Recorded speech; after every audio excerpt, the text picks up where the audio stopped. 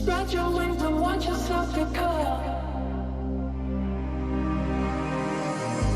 I lean, you breathe, you push, I bloom. My conscience shakes when our shadows move. Spread your wings and watch yourself get caught.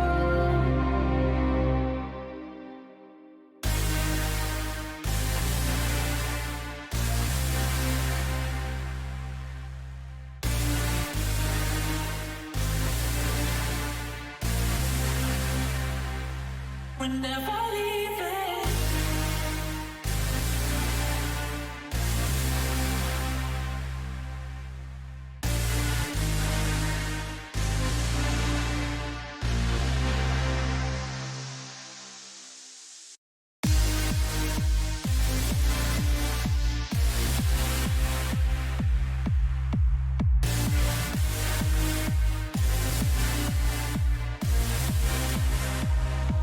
We're never leaving.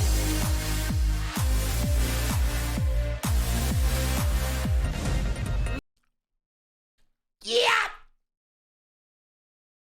Holy Moses!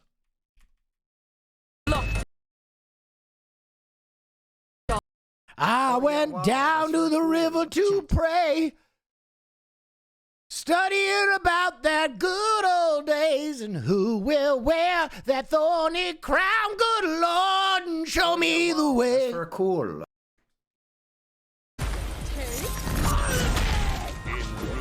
Did she just say, take all of it? Holy. I'm sorry, what?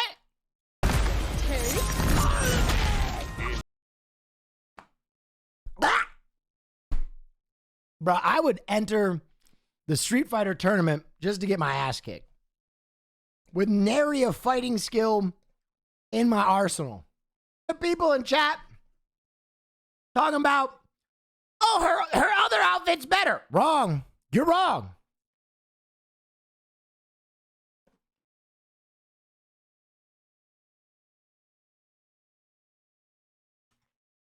Still here? Retro Kid. You are now a flat earther. There is nothing I can say that can reach you. If you think her other outfit is better than this one, both are good. You're moving the goalpost. You're moving the goddamn goalpost. If you think her other outfit is superior to the classic, you're a flat earther. You're just wrong.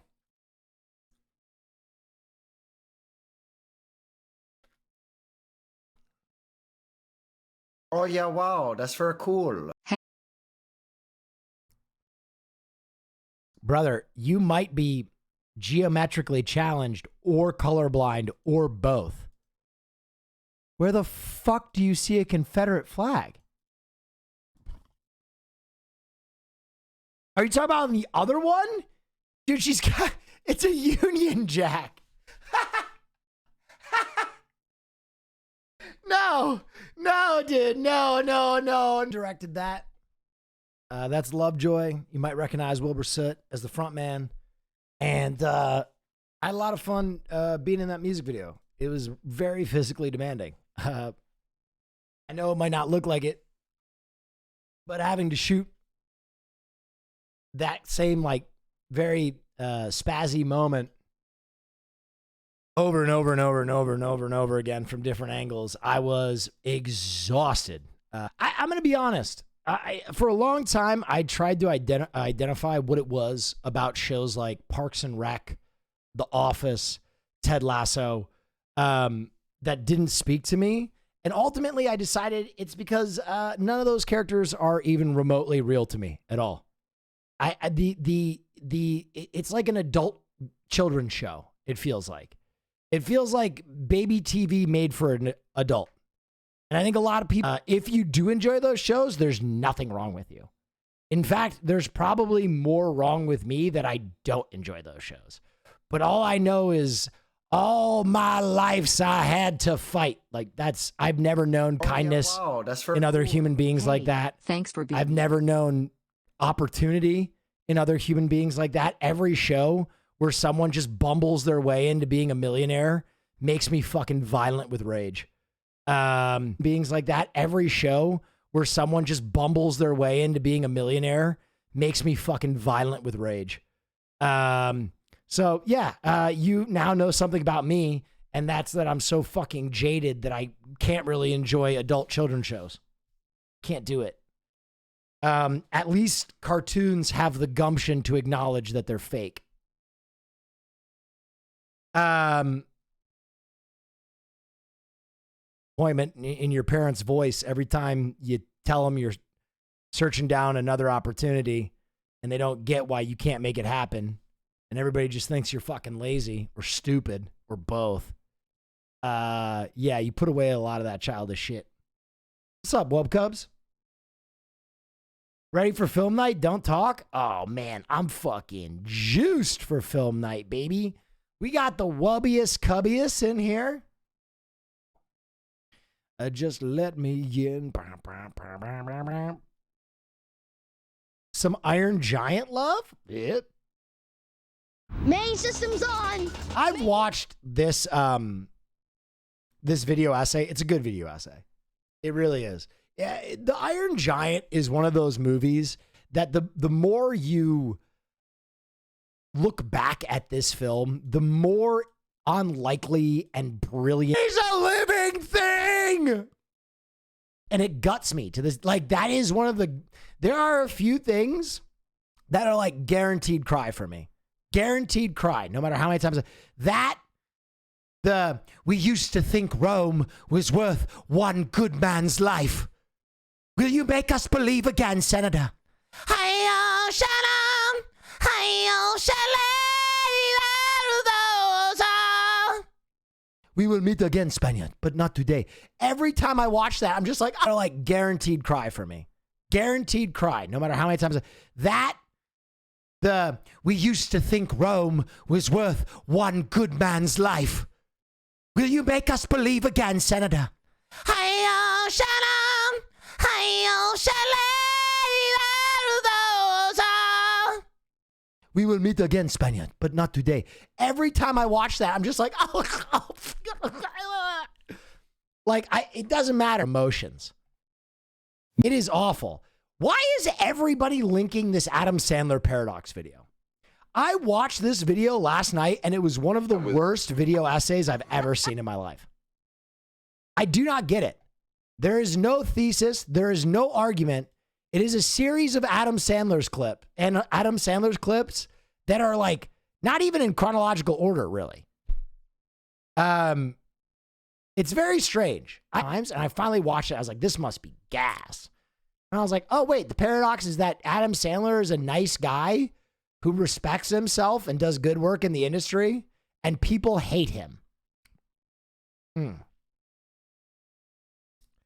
I think that's I went on a long diatribe about this last night. I don't want to harp too much on it.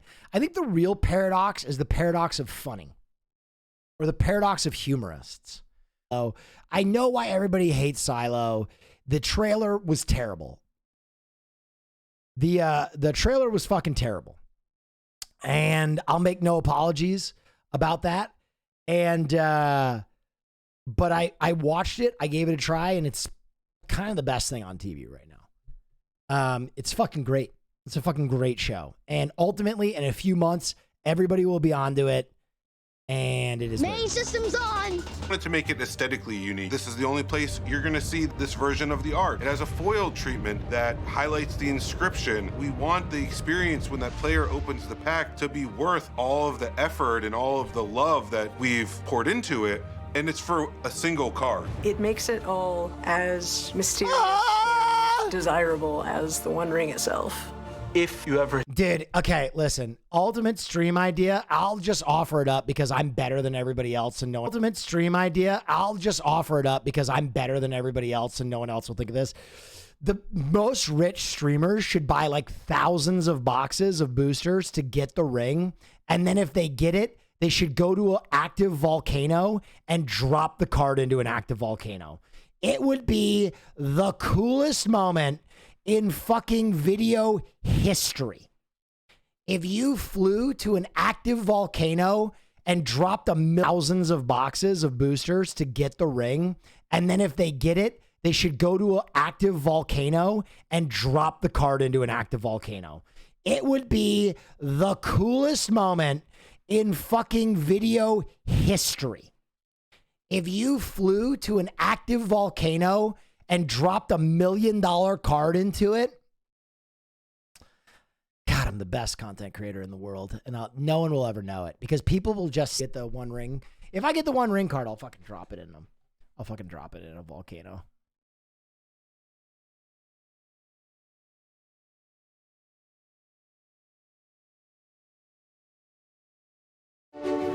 All right, let's talk about this set. Let's have a look.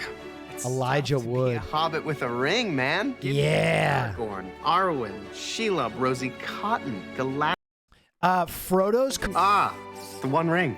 What is it that allows Frodo to withstand the power of the ring? He is just a hobbit that says, I'll take the ring. They were just pure of heart, which I think makes Frodo more capable and less susceptible. Yeah. Actually, hang on, we need the card back. Huh?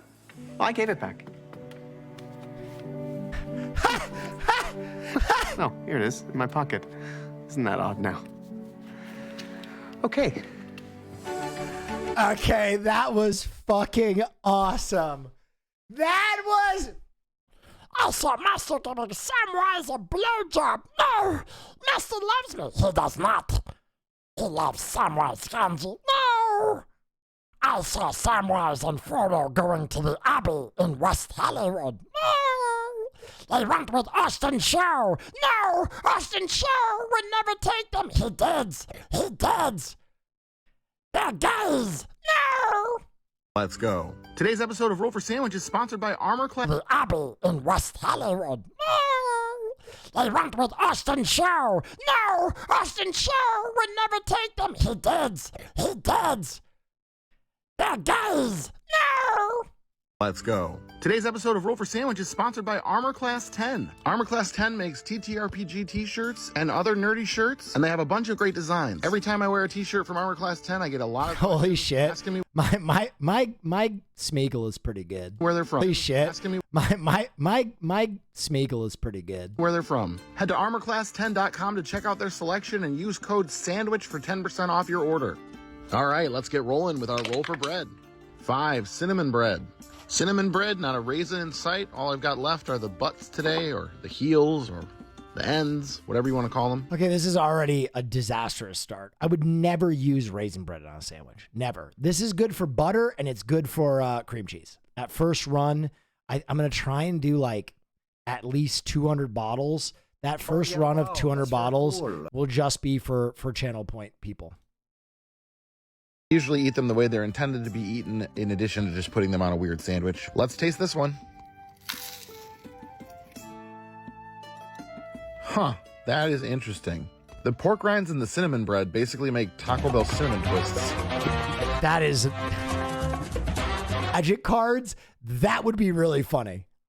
That would be a good one to do $3,000 of pack openings for the new Lord of the Rings set to try and get the one ring and drop it in a volcano. And that hot sauce pairs with the vinegar in the pickled bologna. This is surprisingly good. It's not a 10 out of 10, but it's way better than I was expecting it to be. I'm honestly kind of shocked. That's literally only one case. What? What? Oh, roundabout.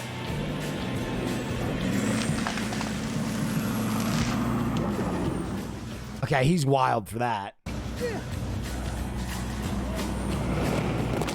Oh, yeah, I'll be honest, visibility is a bit poor out the sides. It should get marked down for that. Oh my God. And it turns out, visibility isn't the Ripsaw's only drawback as a city car. So here I am, at the shops, looking for a parking space. Oh, that reminds me. I need to get cat food. Unfortunately, I couldn't find the pet shop, so it was time to leave. Now, I'm going to go out the way I came in. I don't want to make too much mess. And right now you'll be thinking... Someone said, are these people in danger? Only if they're gay, because they're in Dubai.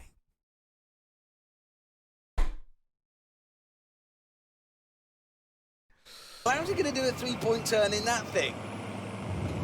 Pronouns he, him. I support a woman's right to choose. You know, I used to experiment with my sexuality too, with a non-binary fellow named Elijah. They actually introduced me to Sala. Short Round had a name, damn it. We should have called him that. I don't care if it's hard to pronounce. I think it's time I pass down the mantle of Indiana Jones to my niece, a woman of color. Gun control now! Look, I get it, kid. My dad used to dead name me too. You know, I wasn't always the best about consent. Sorry, My dad used to dead name me too. Is Indiana Jones's real name is Junior. Henry Junior Jones. So he goes by Indiana. What a fucking inside baseball joke. I don't know if I ever mentioned this, but I'm actually pansexual. Back in 36, I had an on and off thing with an Iraqi guy named Saeed. We were hooking up all through Raiders, but they didn't show it. I brought my metal straw from home. You know, a whip is kind of a racially charged weapon. I have made efforts to distance myself from my threat to myself. Roe v. Wade. Mott Williams had some really solid points. Did he just crack the whip and say Roe v. Wade? Myself. Roe v. Wade. You know, Marx actually had some really solid points. I taught everything I know about socialism to my Argentinian kid sidekick, Che. I wonder where he is now. Kind of phoning this one in. God, I hate Nazis. I said that in the old movies, too. Solving this ancient puzzle. Just crack the whip and say Roe v. Wade? Myself. Roe v. Wade. You know, Marx actually had some really solid points. I taught everything I know about socialism to my Argentinian kid sidekick, Che. I wonder where he is now. Kind of phoning this one in. God, I hate Nazis. I said that in the old movies, too. Solving this ancient puzzle should be easy for me, because I have ADHD. Fuck, God damn it. Time I heard this, I was like, oh shit, this is insane. Evening, Dracula. I can see you've been busy. You wanted to make an entrance.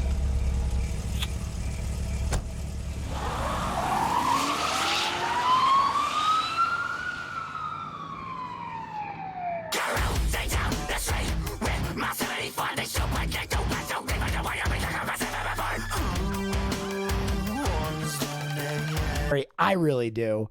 Because it's not like an anti-gun message. It's more of like a, we make fucking horrible psycho killers famous. And we basically are incentivizing people to kill people. Which, I kind of fuck with that message. Kind of based. Also, I don't know I'm a stud.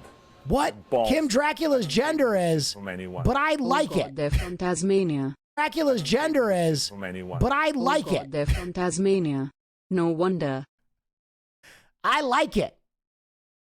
Anyway, I don't know. I just heard this and it was something, you might not like the music. It's not for everybody. I know that. If music is a bland to spicy food spectrum, this is a ghost pepper, right? But some about it. I listened to it and I watched the video and I was kind of like, okay, all right, something different. It's like if music is a bland to spicy food spectrum, this is a ghost pepper, right? But some about it. I listened to it and I watched the video and I was kind of like, okay, all right, something different. It's like Gex. You know, some people just like fucking hate Gex. But when I listen to Gex, I'm like, well, it's different. Okay? It's something new. Anyway.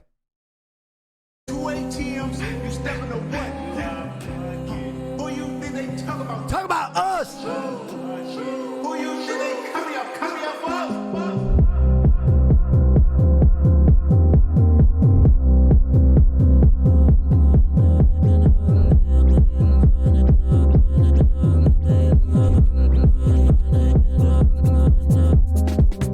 Take off the fufu, take off the couches, take off the Wi-Fi, take off the Ryan, take off the Cairo, take off the Sandro, pay 5 days stay, take off the meal, hella fire. I'll link it, baby birds. Don't worry. Take off the hot with the iPad, take off the unload, take off the unsure, take off the solutions, take off the fake deep, take off. All right, I got you. This is Everything in Its Right Place mixed with a Kendrick Lamar track. called Takeoff. Here, I'm gonna put it all. I'm gonna put it in chat. There you go, boys and girls and MBs. That shit bangs. What else have I been listening to? I'll give you a quick update. What has Will been listening to? I've been listening to this.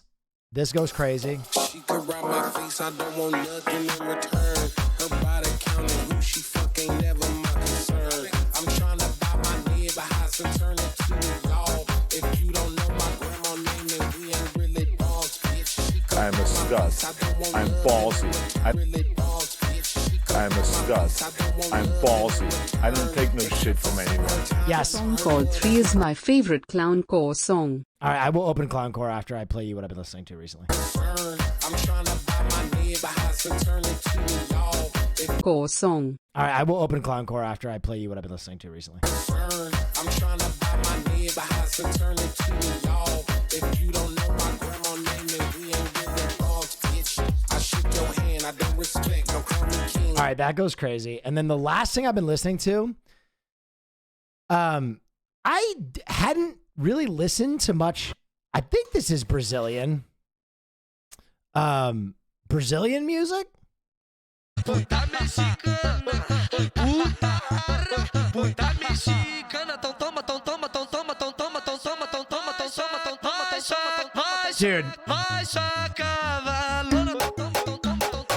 That is...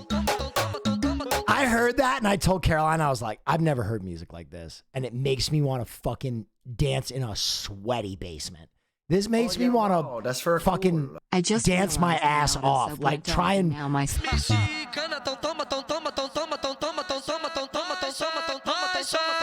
Dude. That is... I heard that and I told Caroline, I was like, I've never heard music like this. And it makes me want to fucking dance in a sweaty basement. This makes me want to fucking I just dance my ass off. Like try and now my physically subtweet's gone get my south. ass cheeks off my body.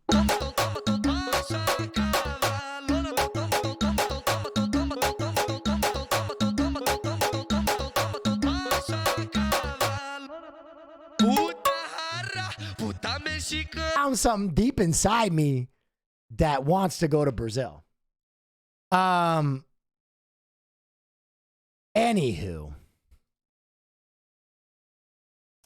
Tamato. I want to go down for like a big party. All right, Clowncore. I promised I would listen to some fucking Clowncore. Deep trouble. Clowncore. Is this the looking at?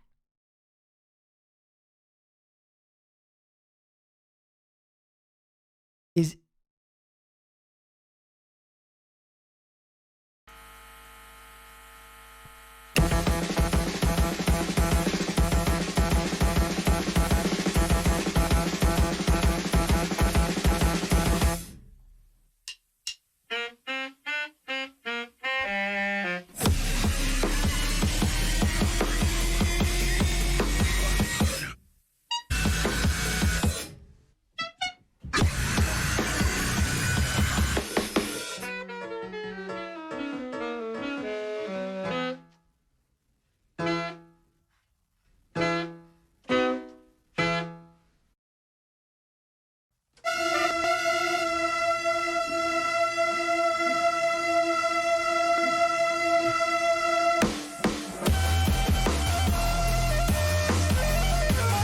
I don't know if I can get in trouble for a blurred dick.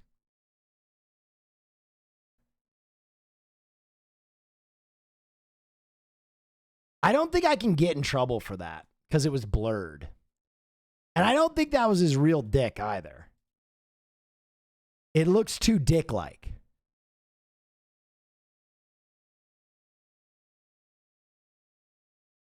I don't think that was his real dick.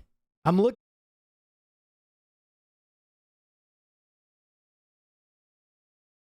I don't think that was his real dick. I'm looking back at it. I don't even think that was a real dick. I think that's just for shock value. Oh, and yeah, it's totally blurred. BROM dead. Yeah, that sucks. It's not even a real dick. And they blurred it. Fuck. You're all good? I think I'm good. I think I just... And they blurred it. Fuck. You're all good? I think I'm good. I think I just need to delete clips.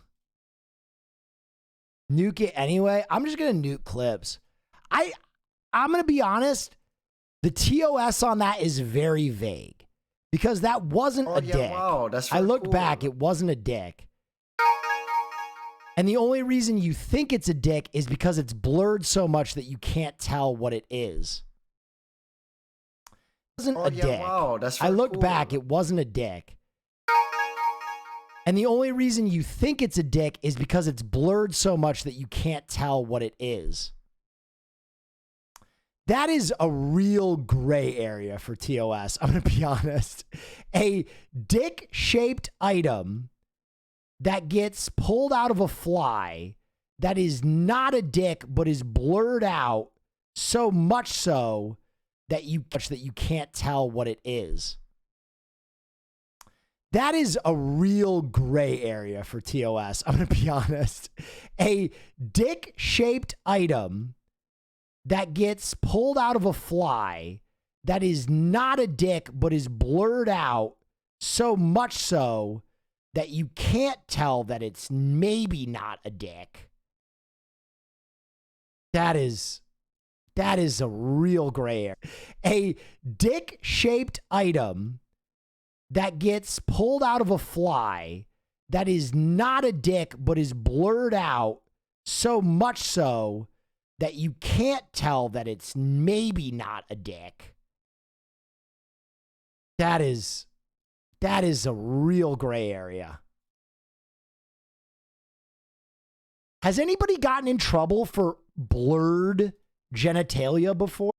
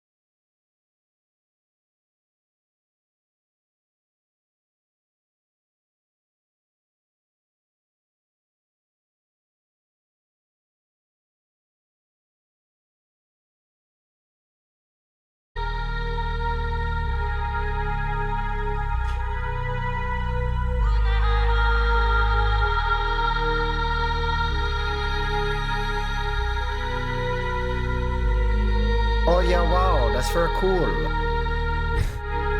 Hey, chat, here's some music I like. Hey, Will, watch this thing. That'll definitely get you banned. Oh, thanks, chat. Appreciate you.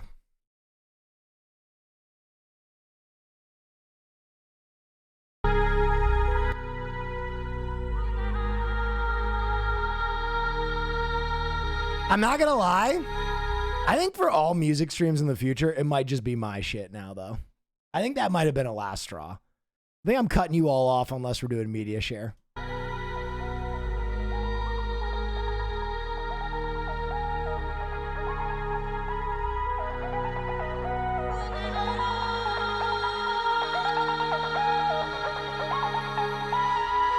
Did you like the song, though?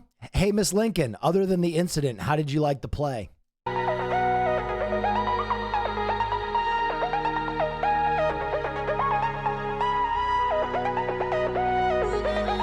Oh yeah, wow, that's very cool. Will, what do you put on your perfect burger? What do I put on my perfect burger? You know what I don't put on it? Fucking clown dick.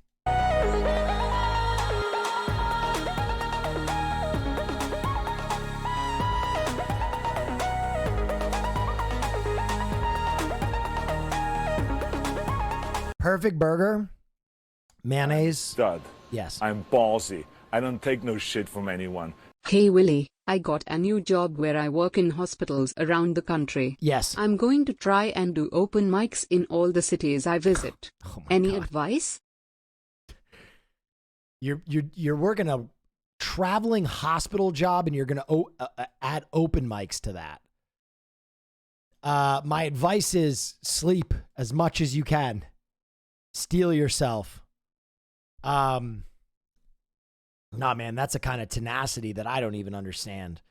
Have fun. Have as much fun as possible.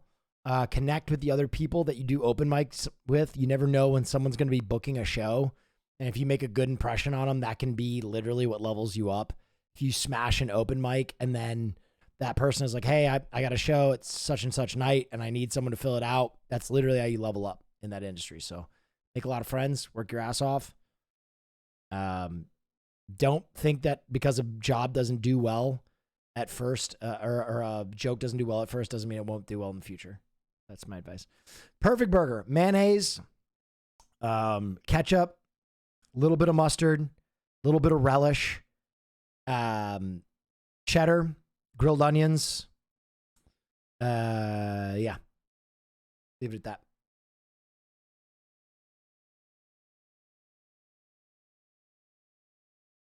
Sounds wet as fuck. Have you never had a Big Mac? I literally just described a Big Mac, my guy.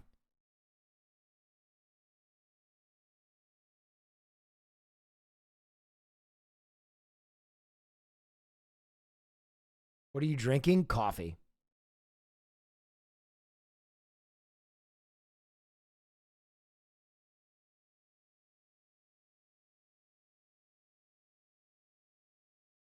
Hello, Mr. Neff. Please buy this X-Files head.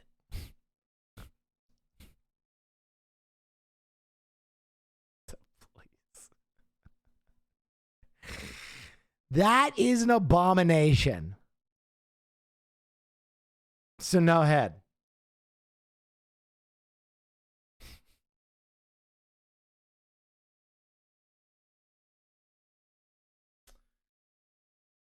Hey, Will. You look like you look like you know how to say transcendent tonight. Hey, Will, you look how you say transcendent tonight. I get it. I look transcendent. Thank you. A nice thing to say. Heritage auctions. Are there any good auctions coming up? Ooh, is there a comic auction coming up? Ooh. Charlton Heston's Moses robe sold for $500,000. Why?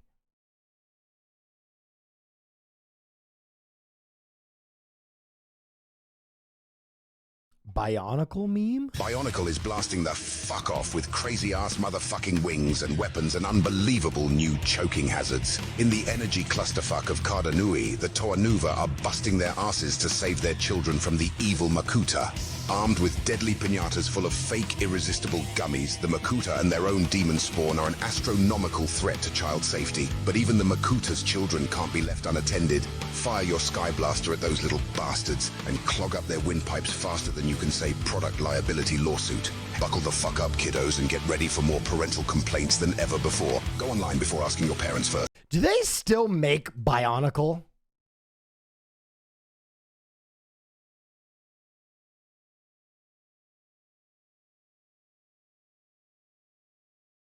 Lego Bionicle.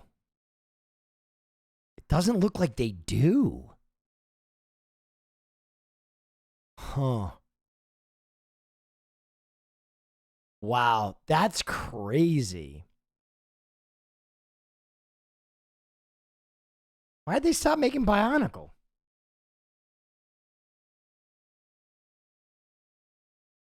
Blood for the Blood God? Oh my God. Oh my God. Argon's Gorefather lightsaber chainsaw? Oh my daddy. What is that?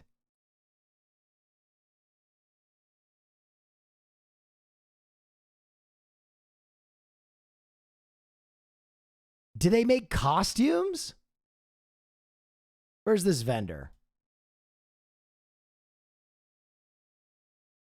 He only has the one product.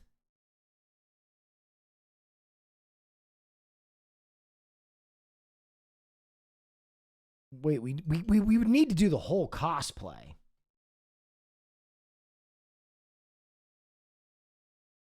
Oh, fudge my fiddle me cymbals. Oh yeah, wow, that's very cool. Fiddle me. Will, you've had an incredibly positive influence in my life. Anytime I'm having a bad day, it usually gets better when I tune in. Thanks for being the realist for on here. Here's to 12 more. I need, if I get the axe, I need someone to help me with the rest of the cosplay. Fiddle me bing bongs.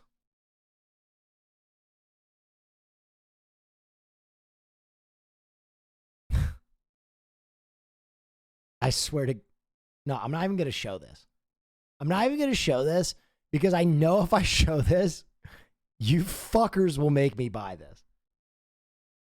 I'm vetoing this. This is not going on the list. I'm not buying an 11-year-old Twinkie for $3,000. There is no earthly way.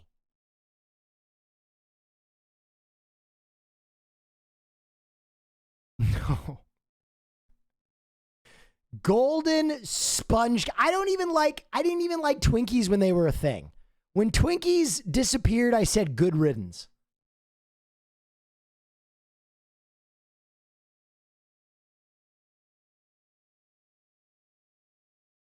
Good investment.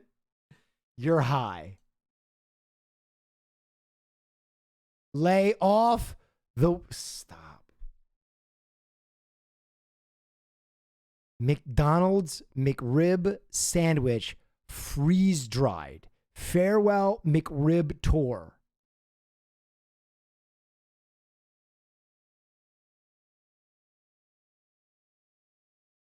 Please no. Please no. Stay off the weed. Yo, people are linking abominations. This was a horrible... Oh! Now this I like. Assigned Aaron Rodgers football. Now this I like. It's probably covered in COVID too.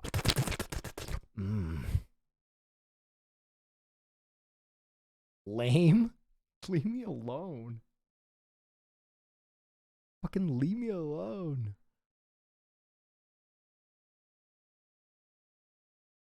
Oh my God. Star Wars A New Hope, Leia's fucking dress.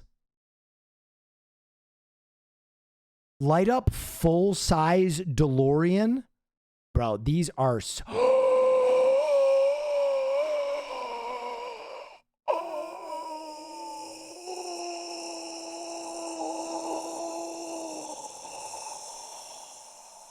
Maximus Decimus Meridius. Father to a murdered son. Husband to a murdered wife. And I will have my vengeance in this life or the next.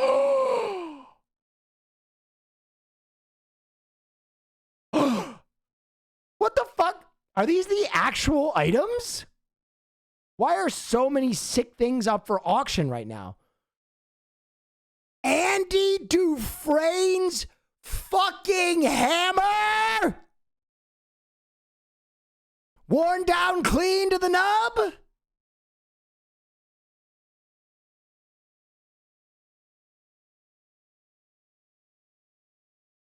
Oh, dude, everybody's saying Darth Maul's lightsaber. If you think Darth Maul's lightsaber is cooler than Andy Dufresne's rock hammer, stay off the weed. This is an implement to get to freedom.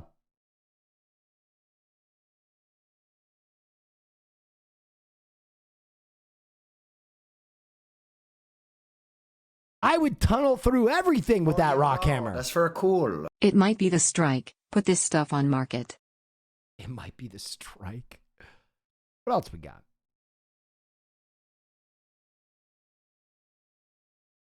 Oh, the fucking goofy ass gremlin.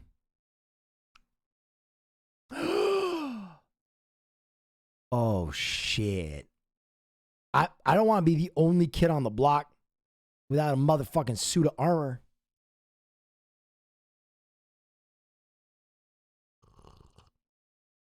The Halloween mask.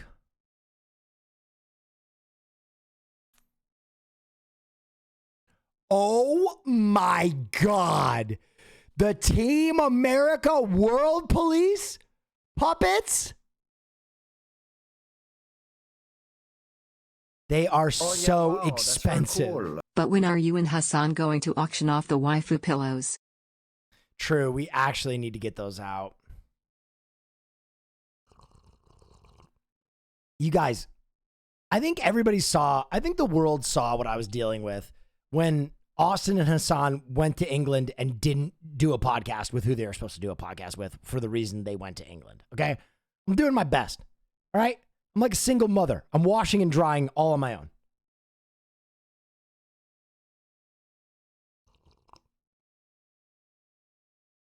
Oh my God. The fucking totem from Inception. Dude, would I be the only one who would be afraid to spin it? I feel like I'd spin it and I'd be like, I'm living in a fucking dream. Here to support single mothers. Thank you. That actually made me laugh. Thank you. No. No. Batman Forever. Tommy Lee's Two-Face suit. Oh my God. That's wild.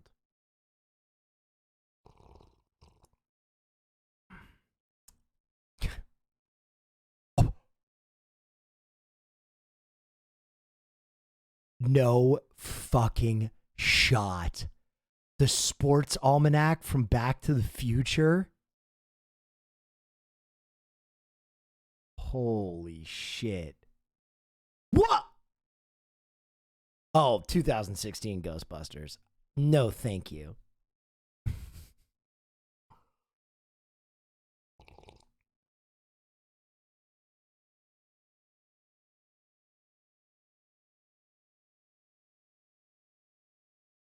What the fuck is that?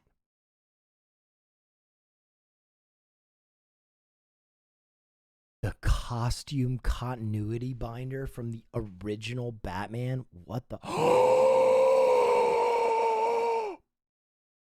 Jimmy McGill's suit from Better Call Saul? Yo, so.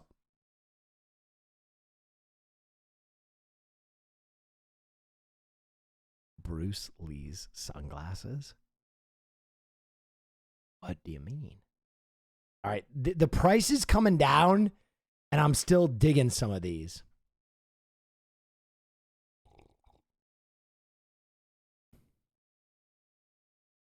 No. No. Okay. I might actually bid on that. We might have found one that I would actually. Oh yeah, wow. Because it's $1,000 more than what I was supposed to spend. But if I could get Tom Hardy's muzzle from Mad Max Fury Road, that's just starting. Yeah, but sometimes some sneaks by. Some sneaky little guy sneaks by. All right, bookmark this. Bookmark this. If there's anything else from Mad Max, I might go fucking nuts. This is fucking wild. The green gob helmet for only $4,000. That's fucking wild.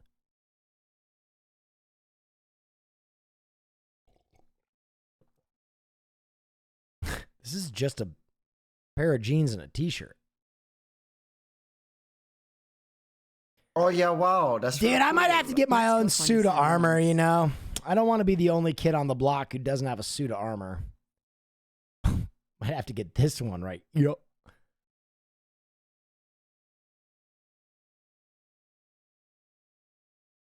Oh.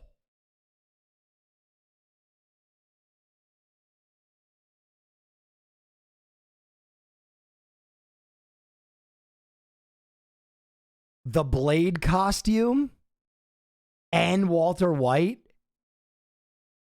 Hold up. Oh my God. It's the costume from Blade Trinity. Fuck me up.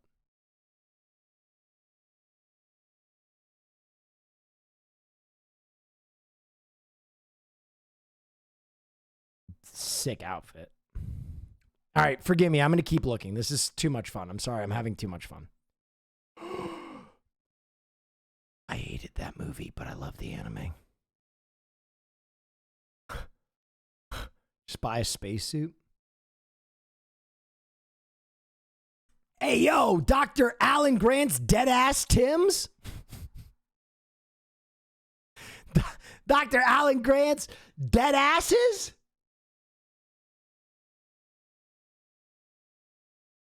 The RoboCop costume?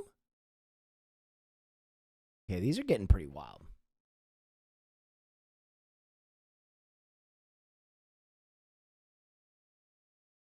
There's no fucking shot that Boba Fett's helmet is... No. That's got to be a rep.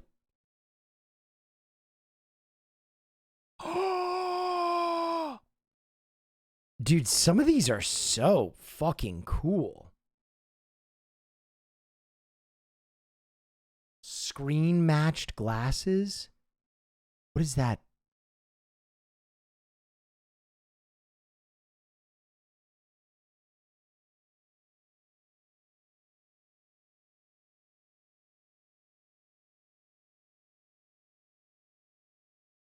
Jumanji. Jumanji. Holy fuck, man.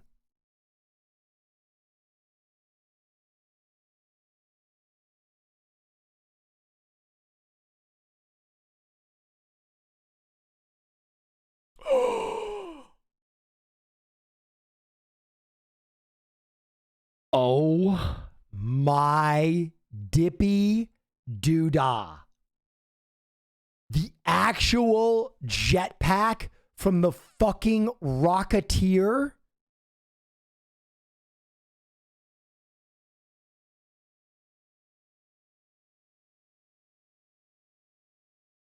Oh, it's a prototype. That thing is beat up, bro.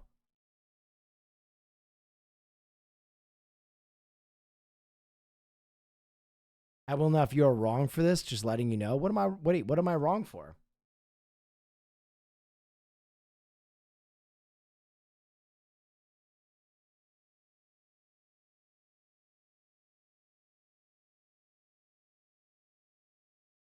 The toe?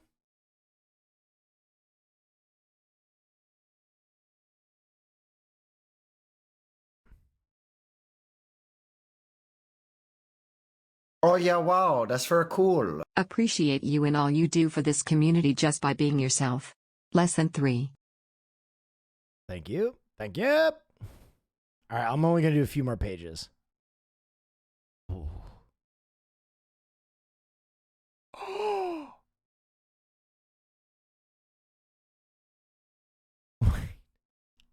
The full Hollywood.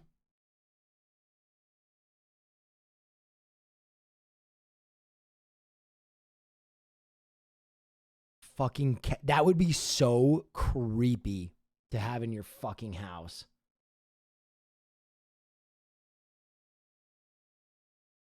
Oh shit.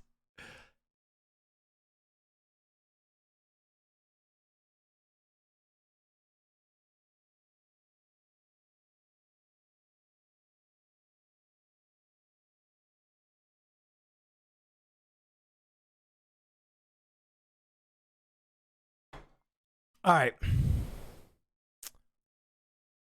Oh, fuck. That's sick. All right, I'm done. Mad Max shotgun?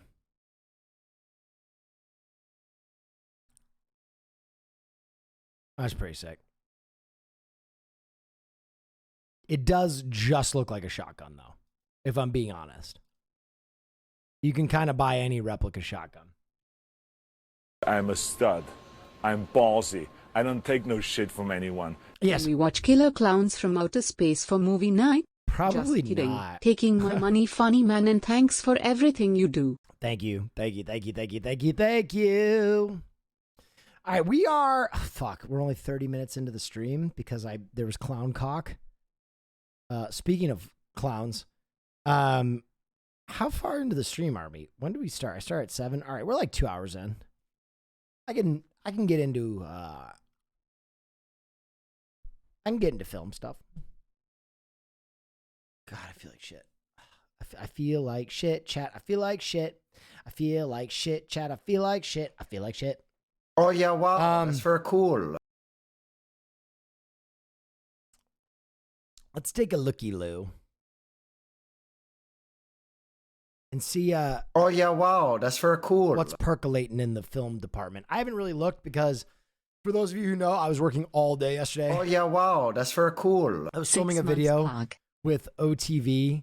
Unfortunately, Sid broke her ankle on the set of that video. I didn't know if she was going to talk about it, but she tweeted it today. So the video went kind of a lot longer than it was supposed to, but I was like working all day. And that sucked, dude. I felt so bad for her. So I didn't have as much time as I would like to work on film night. So we're just gonna kind of wing it. We'll see what's going on. Oh yeah, wow, that's very cool. 26 moons. Ooh, thank you.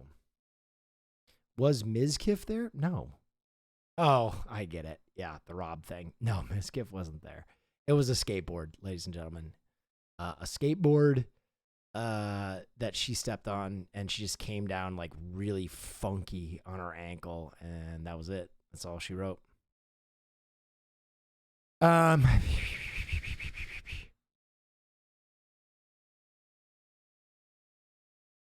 Ooh. Ooh. Oh yeah, wow, that's very cool. Event Horizon?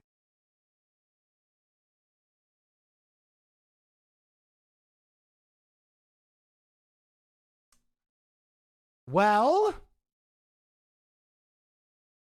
it is the start of Pride. You guys want to watch Brokeback Mountain?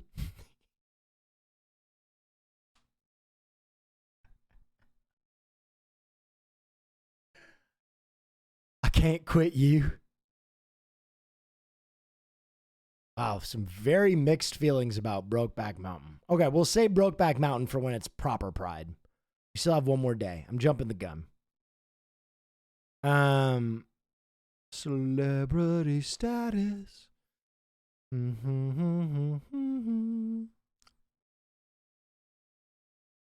Let's see what we got.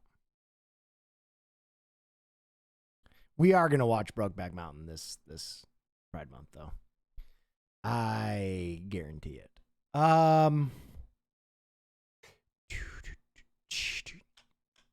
All right, what's new? What's good? What haven't we watched from a director we haven't watched that I can teach you guys about? And you'll go, "Oh, Will, thank you for making me watch this movie." And I'll go, "Oh, you are welcome, sir and or ma'am or and NB. I am happy to have shown you such a obscure and brilliant film." It's so hard to find bafflers every week. Just deep cut films.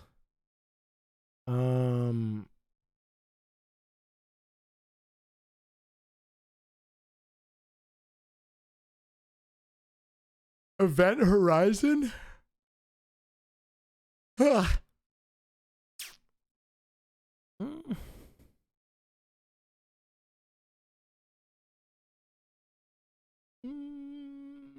Give me a minute, guys. I'm trying to do good by you. Oh, Babe the Talking Pig? Yes, please. Oh, yeah, wow. That's very cool. Intrigued gifted a tier 1 sub to Toy Machine. Oh, I actually did look into what we should watch this week. And yeah. Yep. I'm going to finally give the people what they want. I've been meaning to watch this one on film or on stream because looking into it, I realized there is one director that I'm constantly asked about, that we constantly talk about, and somehow we haven't watched a single one of his films on stream. And that's Wes Anderson. We haven't watched any Wes Anderson. We constantly talk about Wes Anderson. We literally bring him up all the time. And we did watch a film a long time ago. I think we watched Rushmore, which is like one of his early projects. And I really liked Rushmore. We did not watch Life Aquatic. Here's Johnny. We did not watch Life Aquatic. I think we watched Rushmore, and that is it. Am I correct?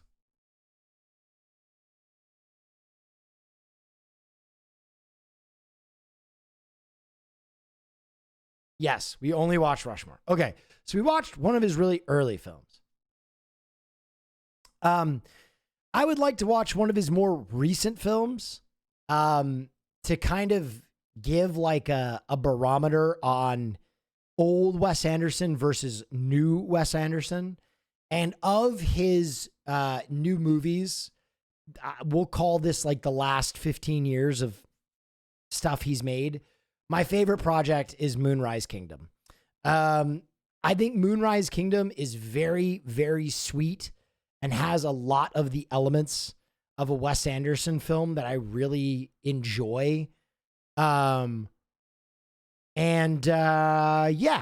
I'll let it speak for itself. We'll get into it and we'll talk about Wes Anderson when we're done. Ladies and gentlemen, you guys know the rules. You've been here forever. But in case you don't know the rules, we watch this little instructional video every week. that'll remind you of the rules. Now, for those of you who have been here before, you have 3 minutes to get your blanket, get your snacks, get comfortable, hit the lights, and just get ready to watch this movie with us. If you have Amazon Prime, most likely you will be good to watch this movie with us. But unfortunately, there are going to be members of the audience that do not have Prime, or they are not in the region where this is a Prime available film.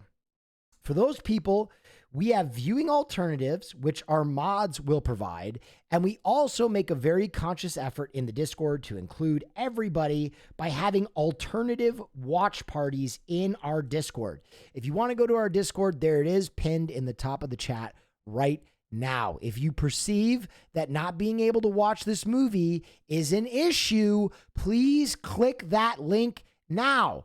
Don't wait for 15 minutes into the movie when you are panicking and no one can help you. I give people this 3 minutes so you can get your shit in order right fucking now. All right, be proactive. Last thing I will say is, I know a lot of you are going to ask, why don't you just watch this on YouTube? Why don't you just pirate it? Why don't you just blah, blah, blah? Well, using the Amazon Prime function protects me from TOS, from DMCA, and from a lot of other unforeseen foes and faux pas that can happen to a streamer when they stream copyrighted film material like this. So I'm doing it to protect myself and be able to keep streaming. Also, the people that work at the Prime Watch Party function, I am the streamer that uses this function the most, and they have been enormously understanding and cooperative with me. And together, we have been working to make this a better part of the site.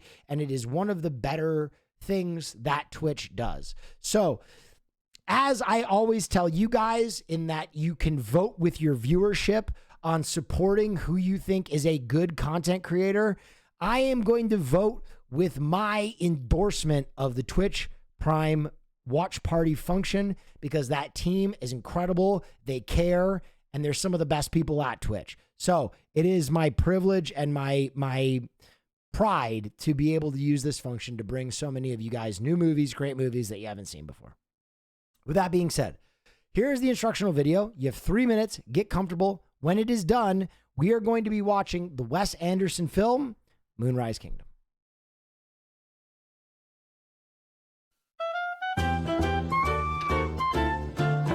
It's a groovy time for a movie time.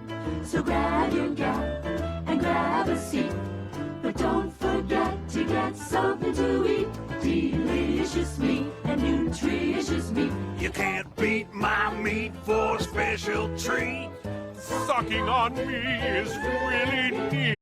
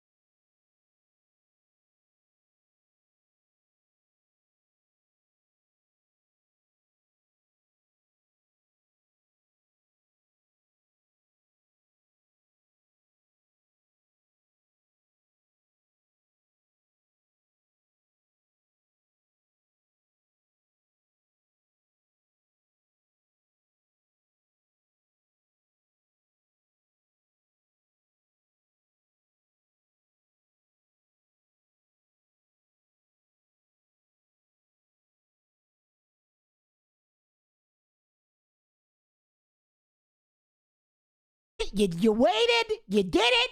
You waited. You did it. You did the thing.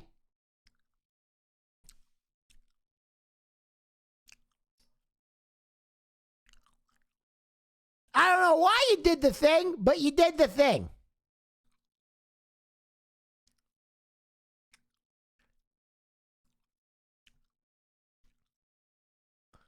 All right. I'm going to go pee real quick and let my dog out. When I come back, it's going to be rolling. We're 45 seconds in right now. I'll be right back.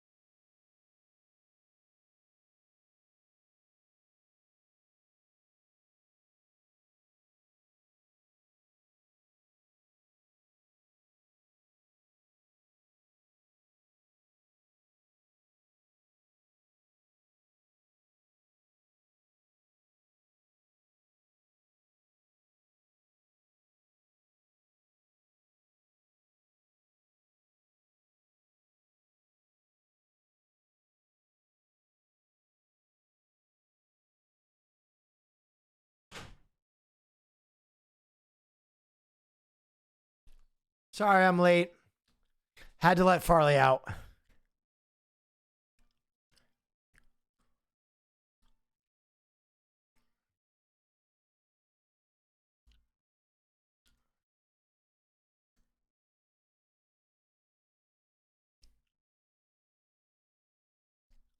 So Wes Anderson.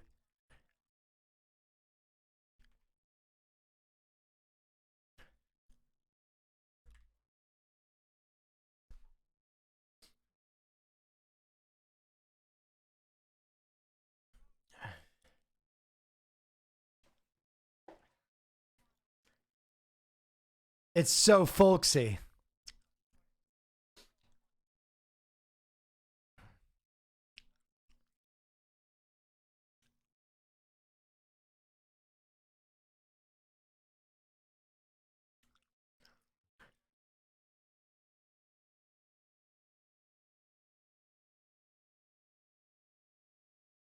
It's so goddamn symmetrical.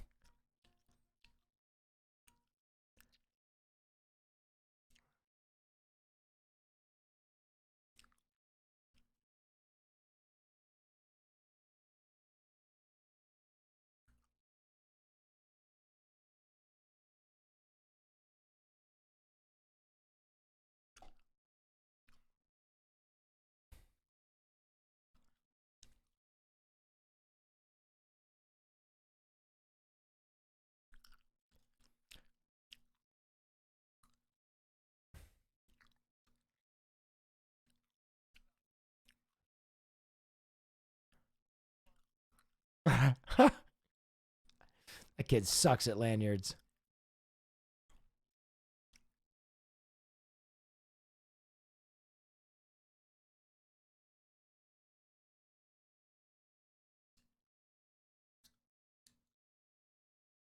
That's a guaranteed death.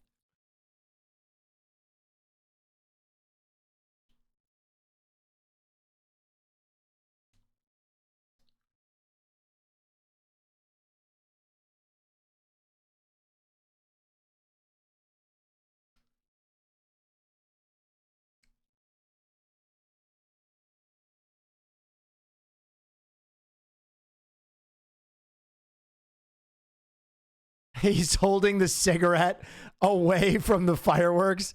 Such a great little detail.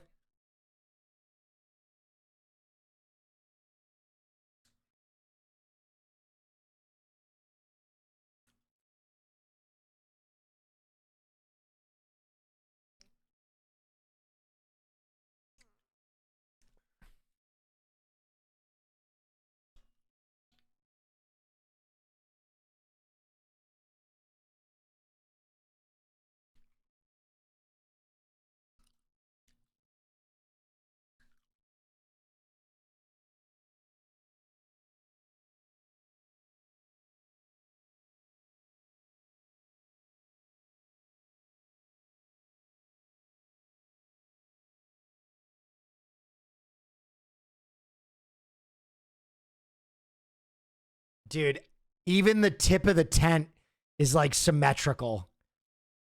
It's obnoxious how symmetrical these movies are.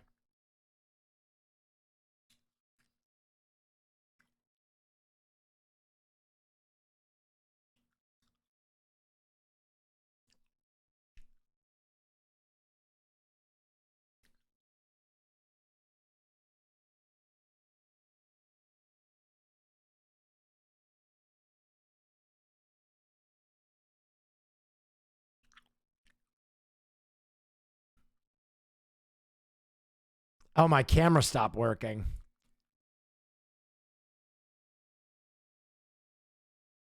Hold on.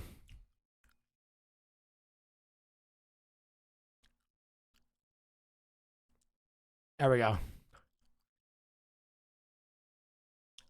Jesus Christ.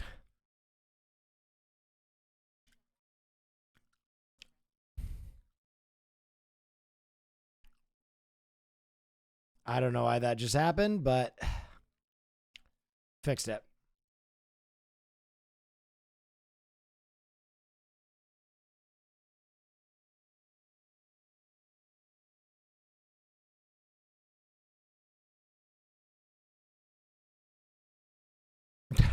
A letter of resignation.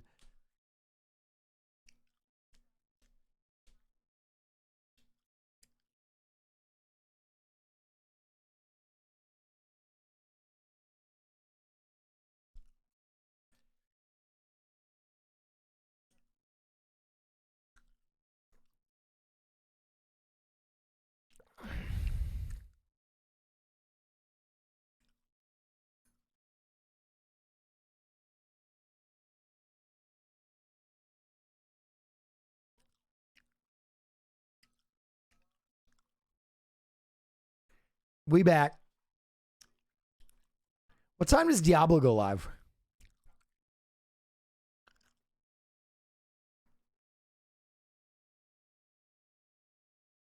4 p.m.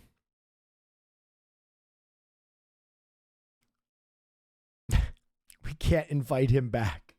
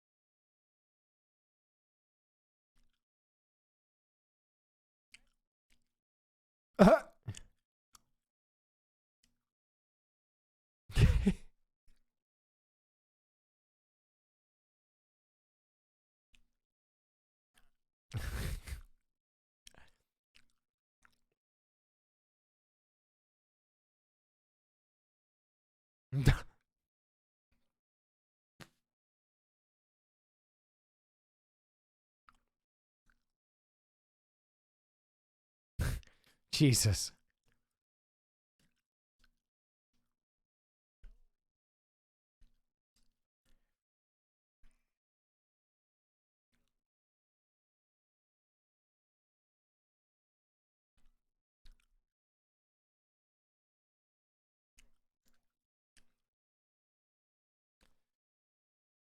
Lazy eye.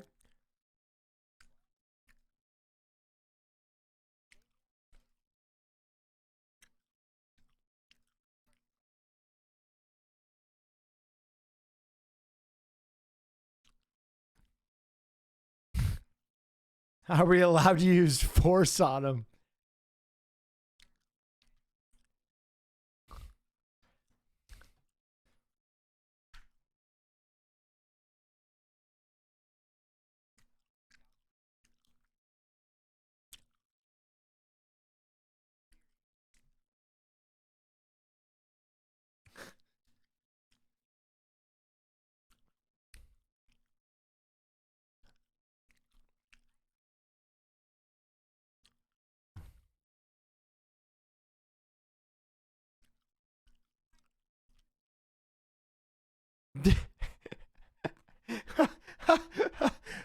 It's like, what do you mean?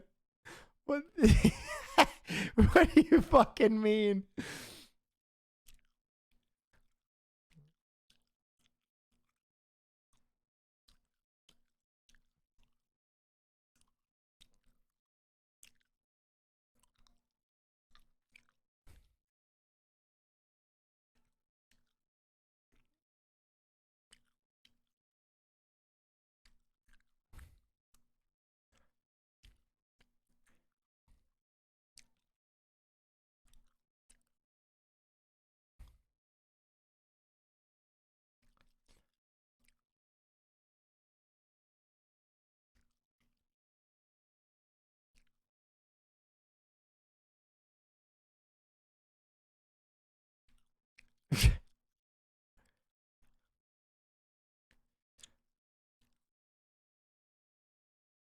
I love how it's just the Wes Anderson normals as always.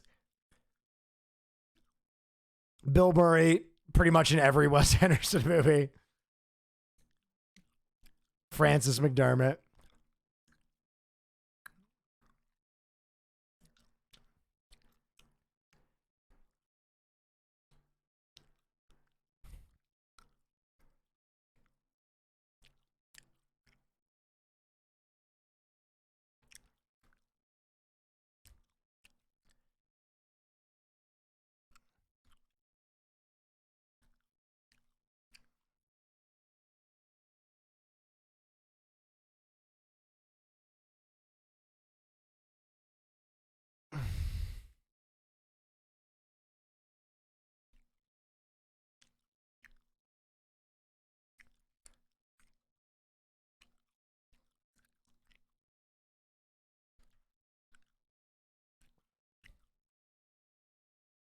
His soundtracks always go crazy.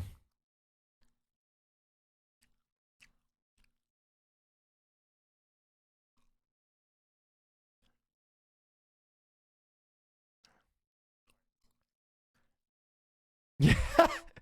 Morale is extremely low.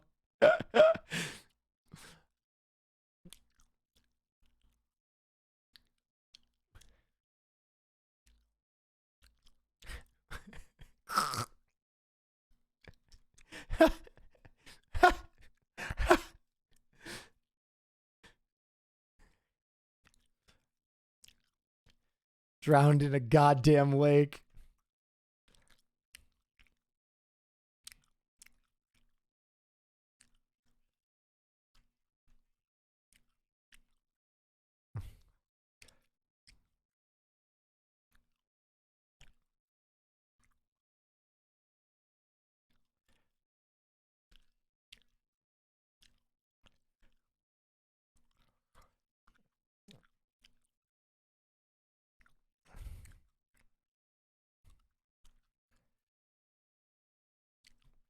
Je...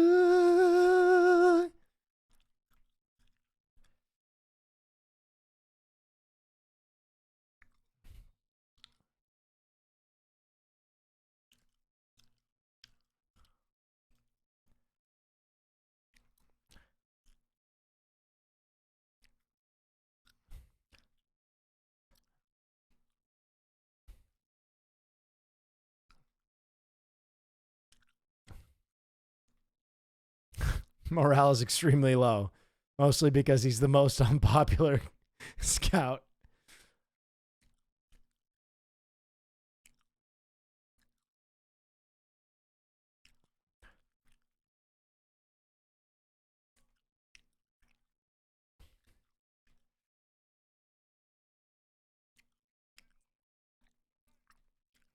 This is like one of my favorite little like meet cute scenes.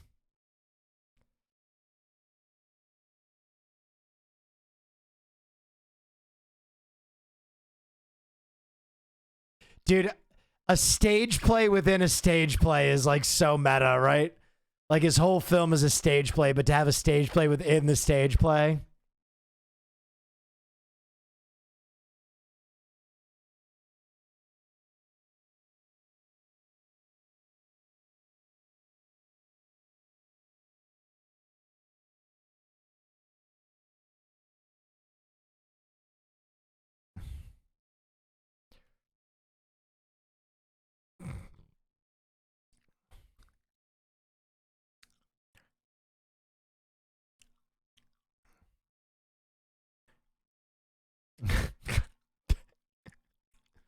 Those recorders go crazy. Beep, boop, boop.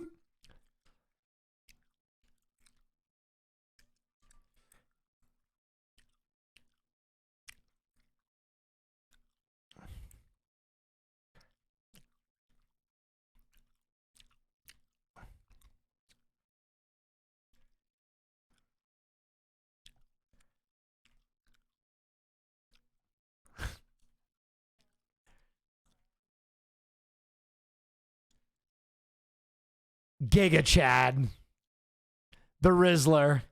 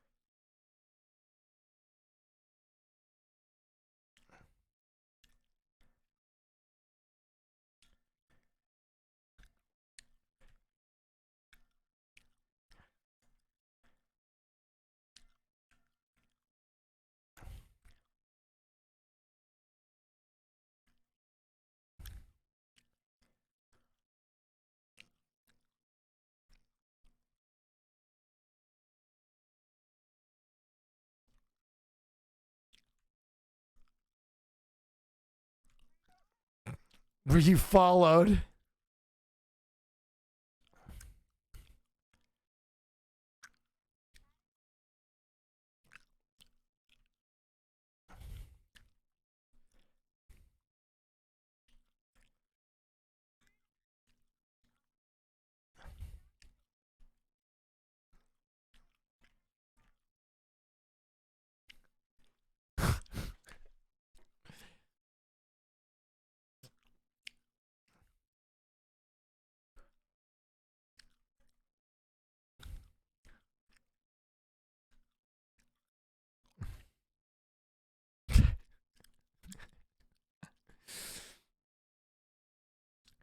So, like, part of the reason I like this movie, I'll just talk about it. Wes Anderson loves really wooden dialogue. And I'll be honest, I think when it's kids delivering the really wooden dialogue, I just enjoy it more. It just seems more natural that kids would talk that, like, wonky.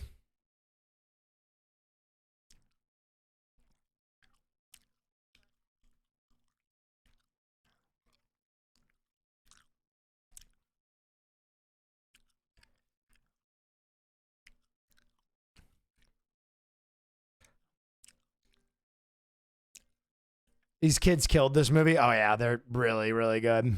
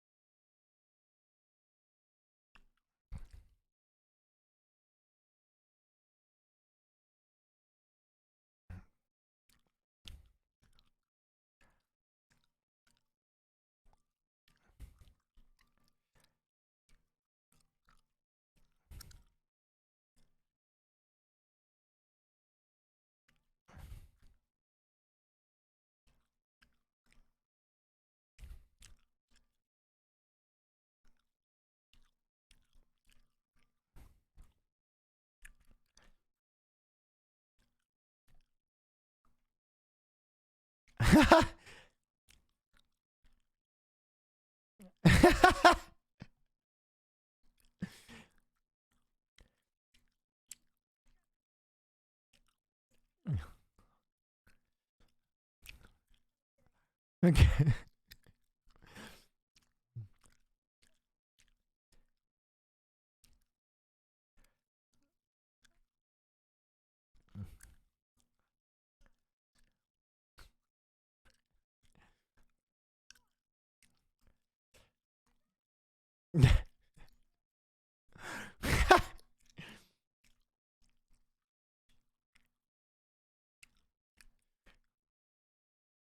Albert.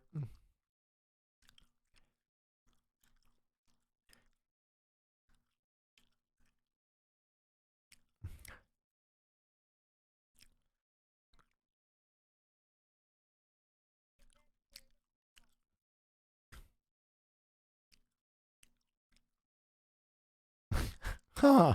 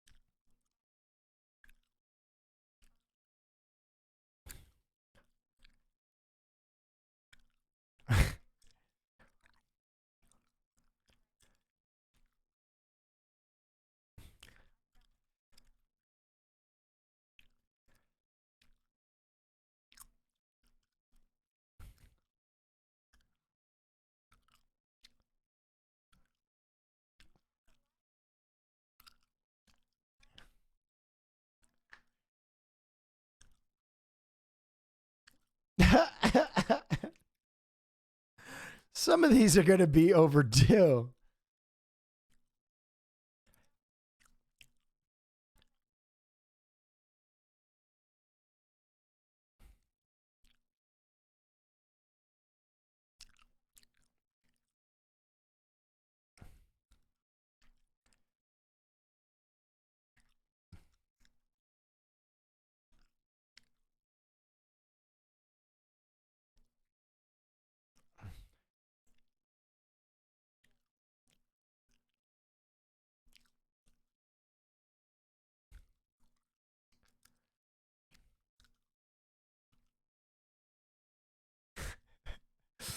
Coping with a troubled child.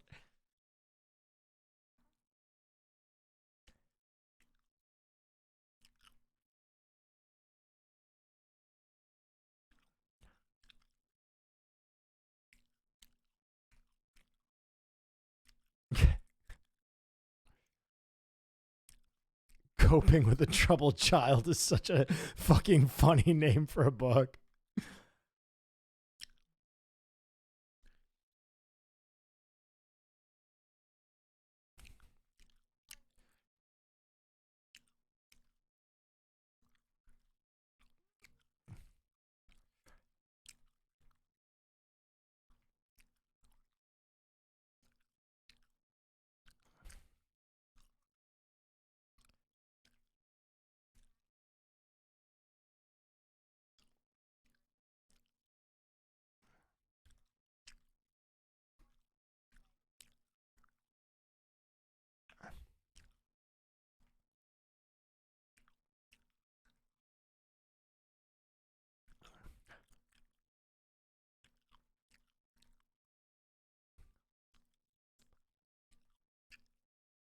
Bam, bam.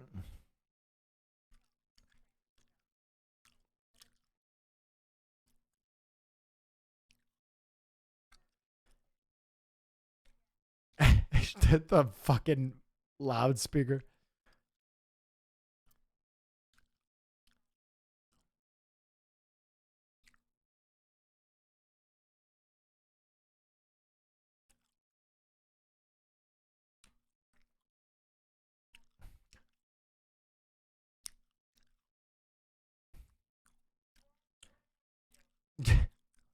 The megaphone is so fucking funny.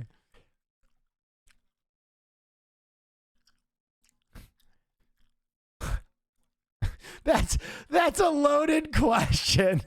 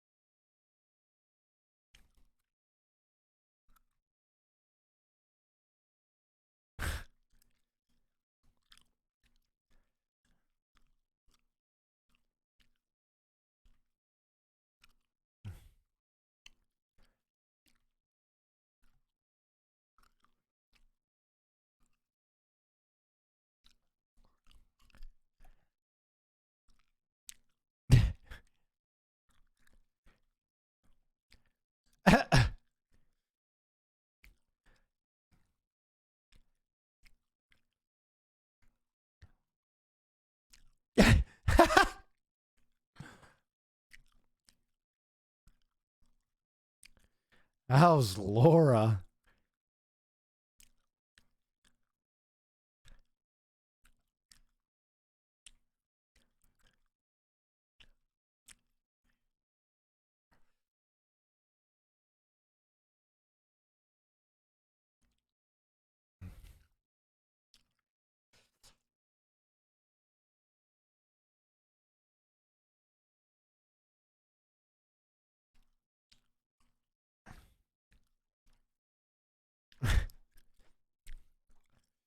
Holy Christ, what am I looking at?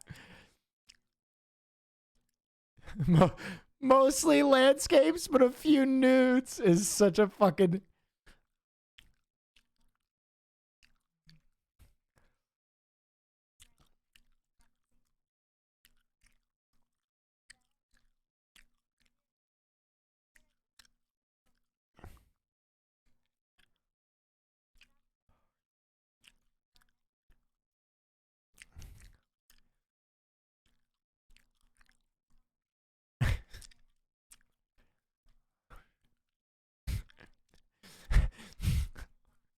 I accidentally built a fire while I was sleepwalking. It's so fucking insane.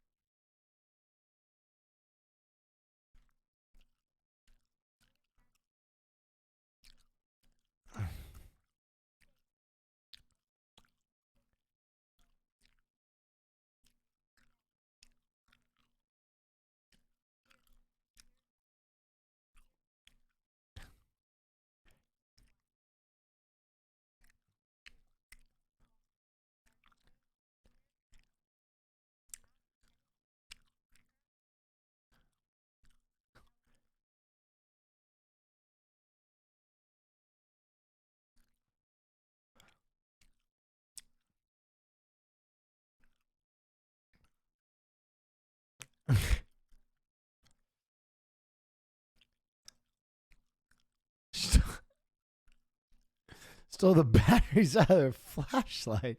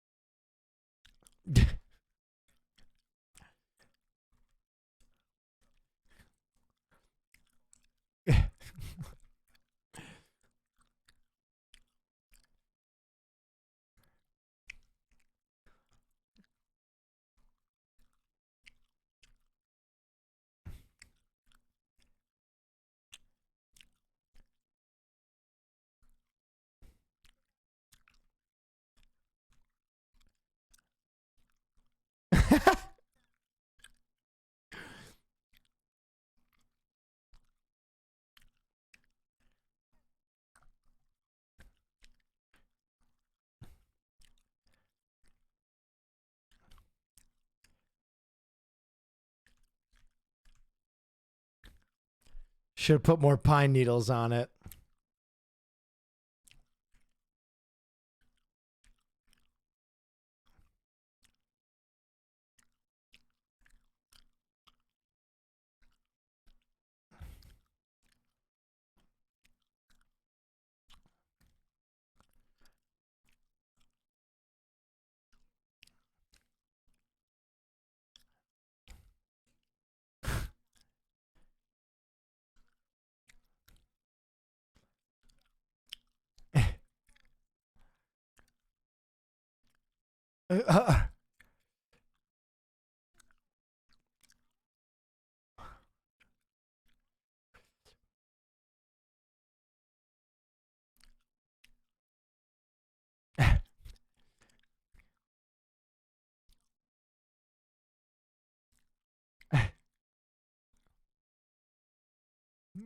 Kids holding a knife.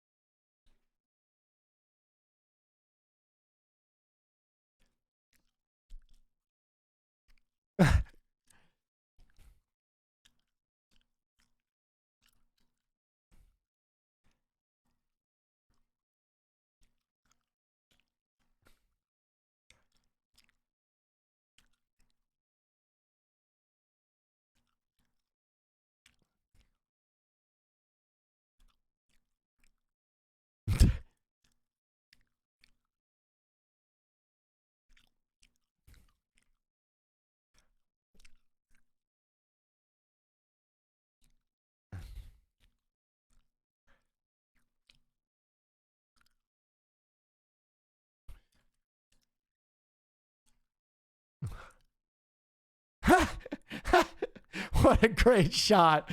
The motorcycle just fucking in a tree.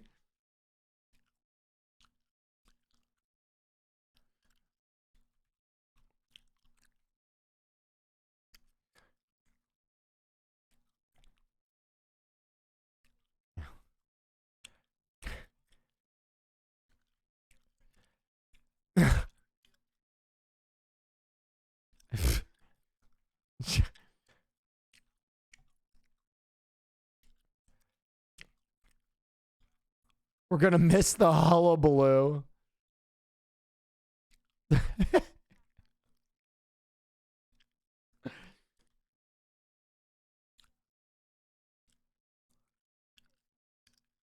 Who's to say?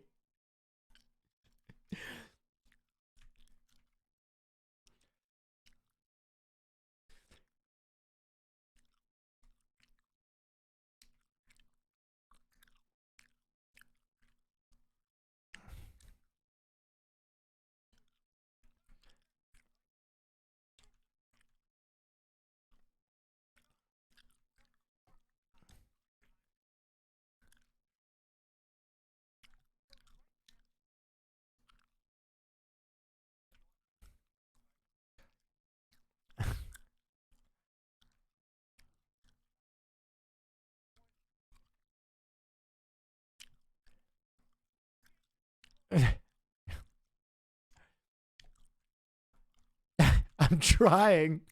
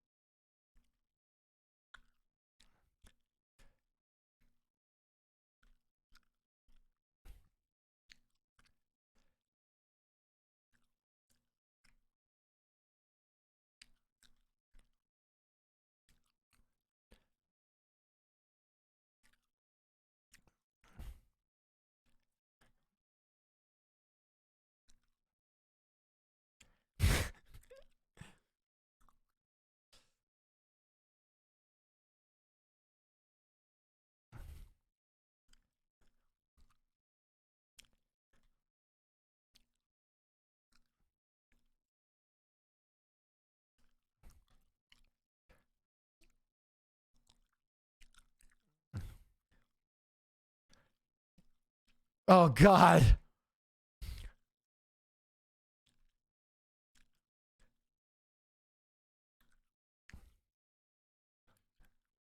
Oh, God. The other one.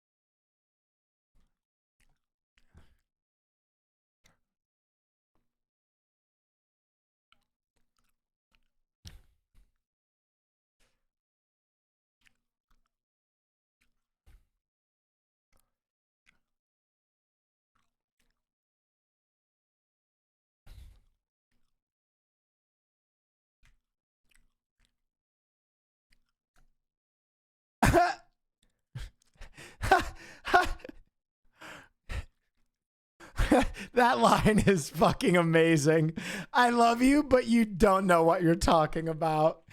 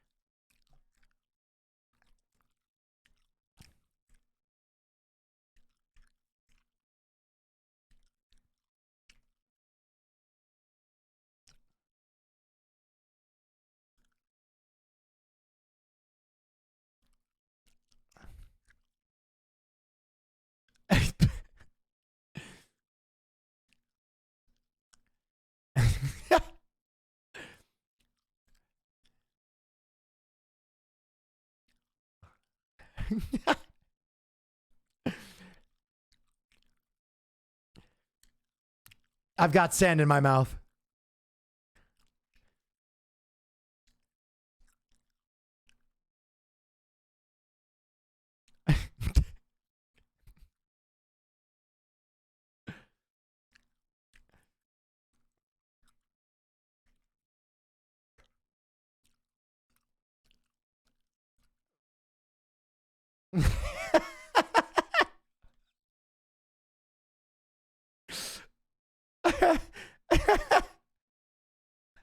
Holy shit.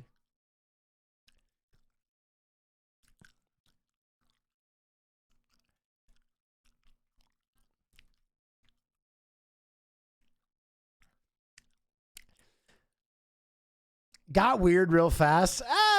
I don't know. I think it's portrayed so innocently that the only people that would get any kind of anything else out of that other than its kids being sweet children, I think the problem lies with them. But I understand we live in an era where like there are so many fucking freaks that obviously it's like, you know, it just feels like the internet has made us so hyper aware of like people weaponizing any kind of like children discovering their sexuality at all, that it's like, I think we're just so prone to recognize those things, but that is betrayed about as innocently as you can betray two young people finding the opposite gender.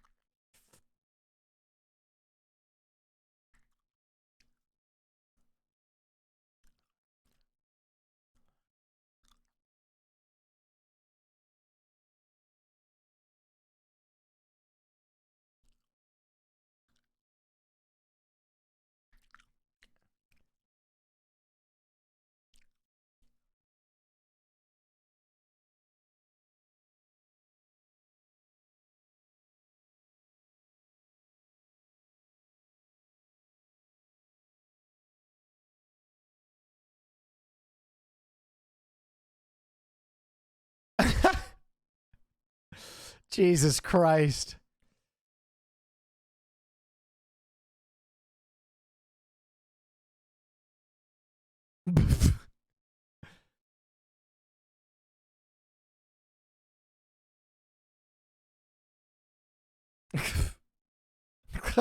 Good, I wanna be. This is such a great response.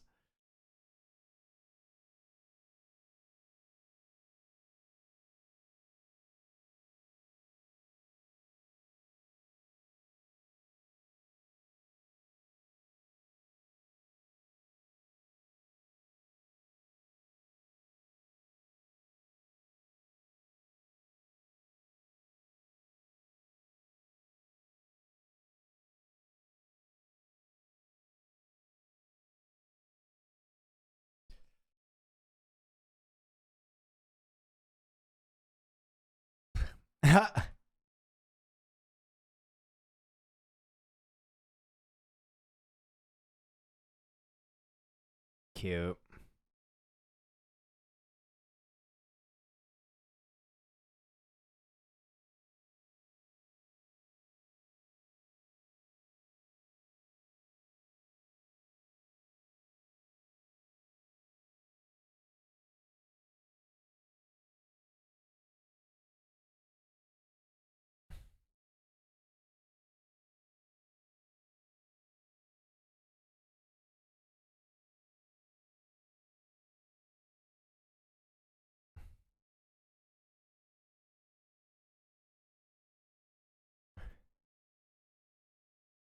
Seaplane.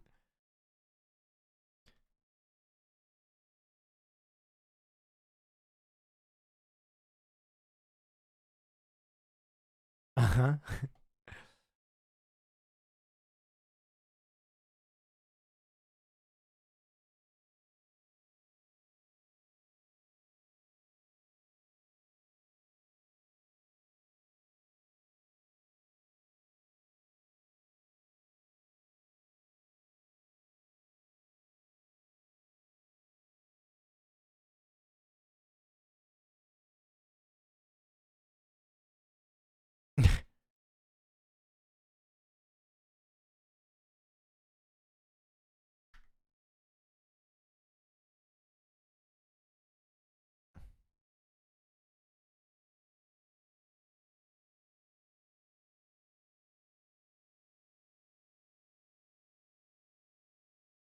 Jesus Christ. That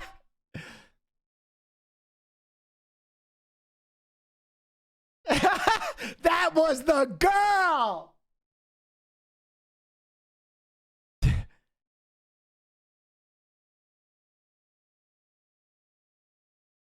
That was the girl. Is the funny them in tandem.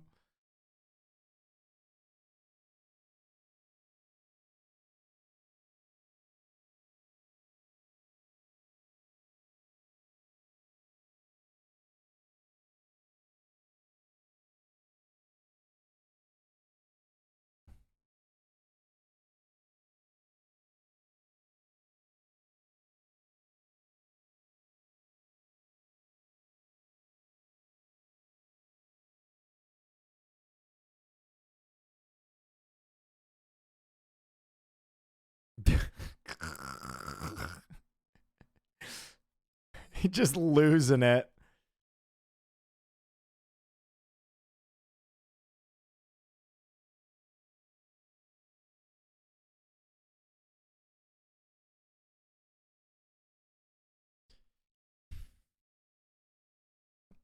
She's talking about her affair.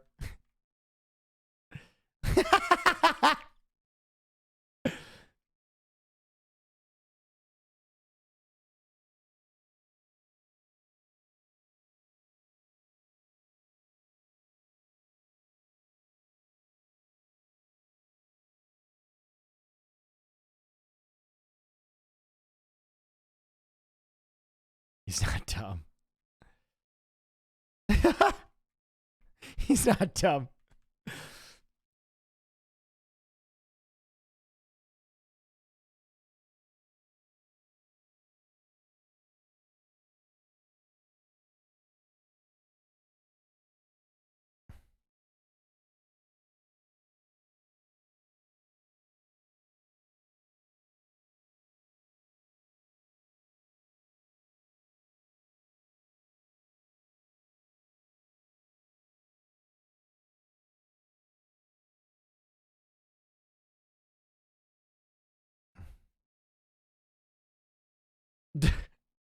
Jesus Christ.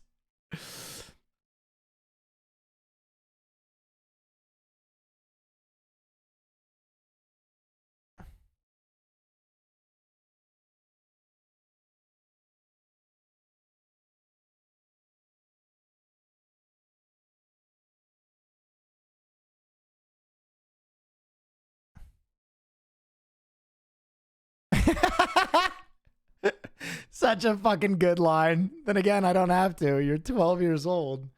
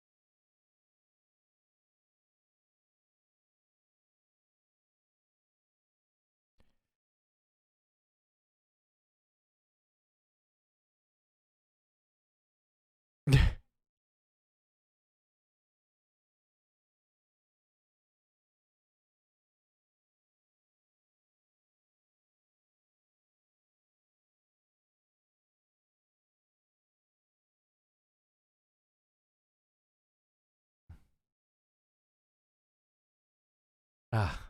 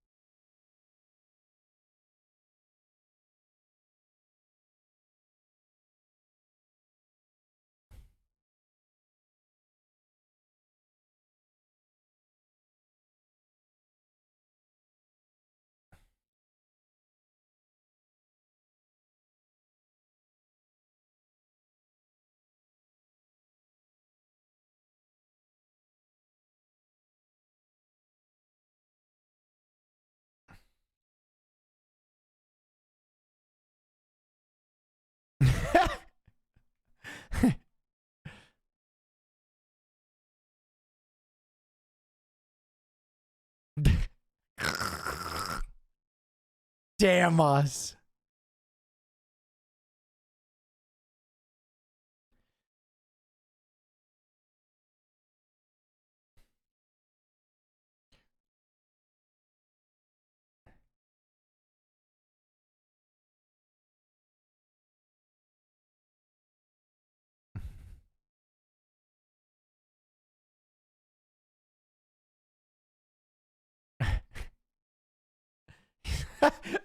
A disadvantaged orphan.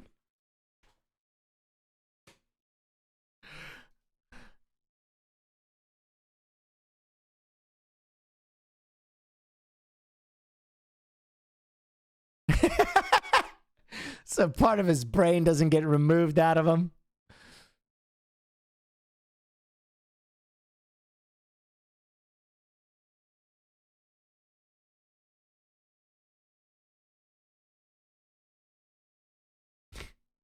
Look at a wheat paste. Rap god.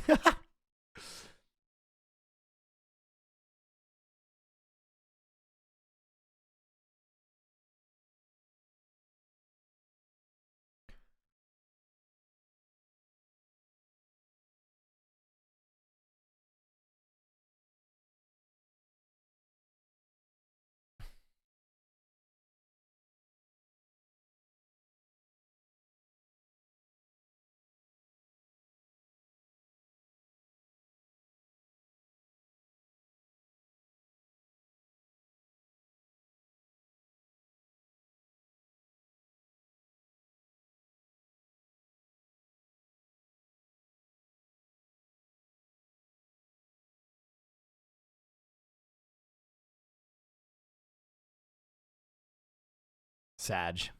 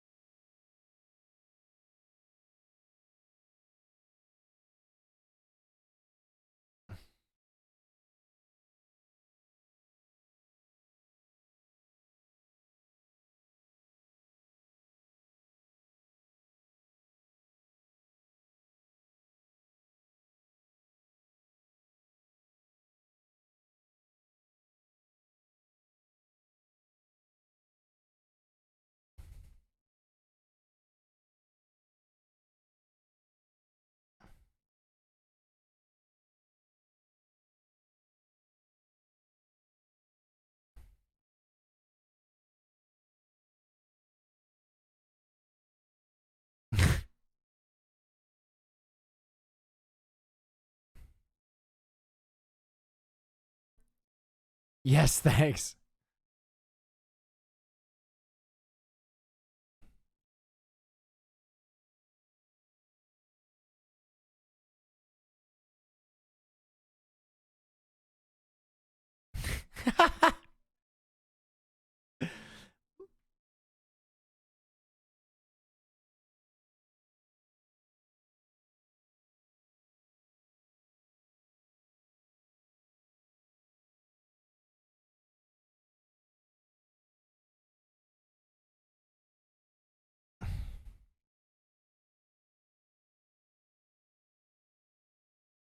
For the hubble. Underused word.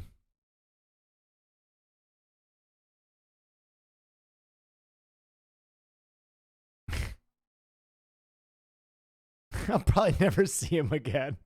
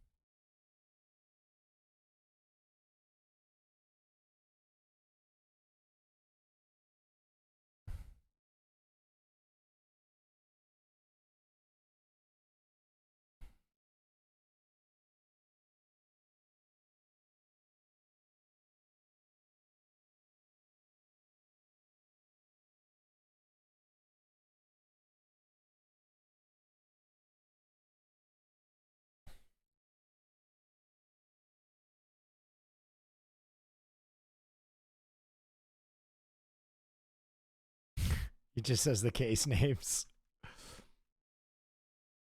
Separate beds.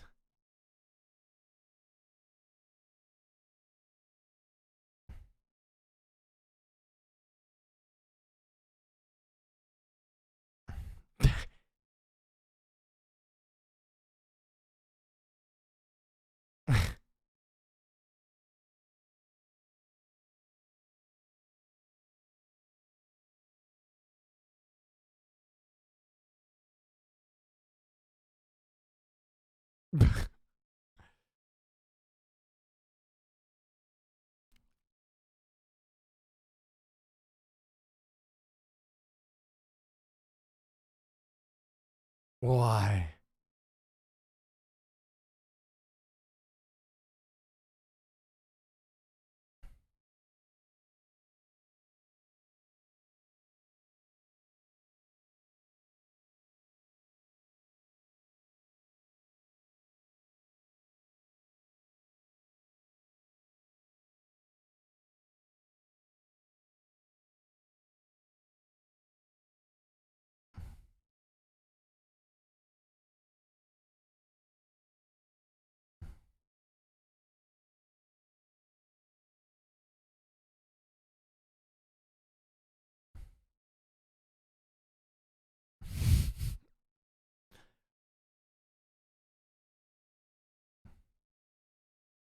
Keep going.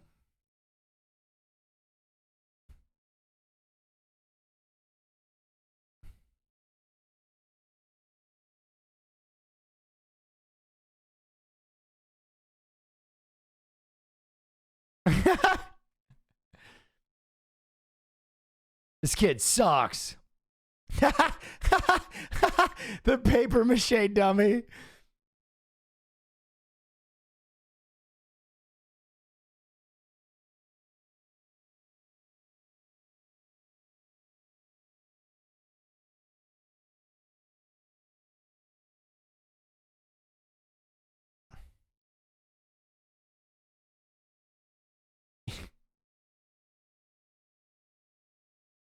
Some light reading.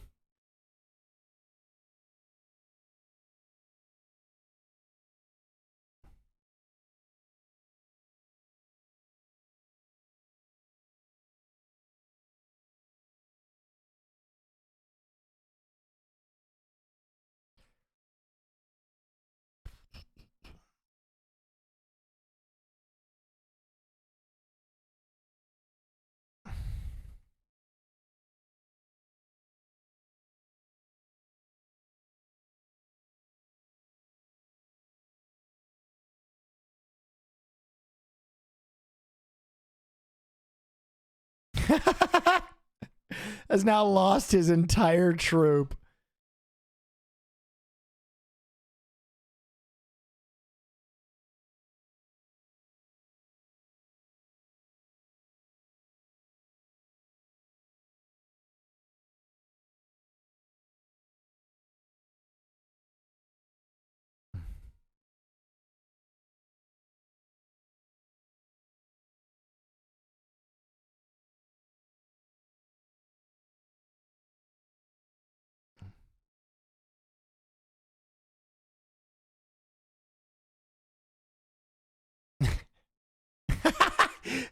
You want a snake bite kit?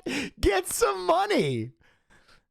Such a fucking good line. He always plays the same fucking character in every fucking Wes Anderson movie. It's so good. You want a snake bite kit? Get some money.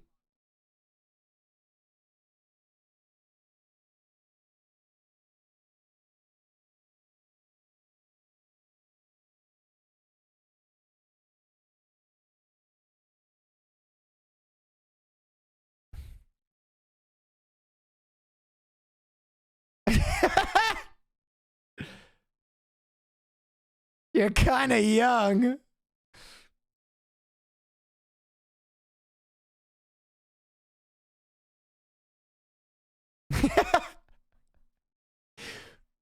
Frankly, any court in the world.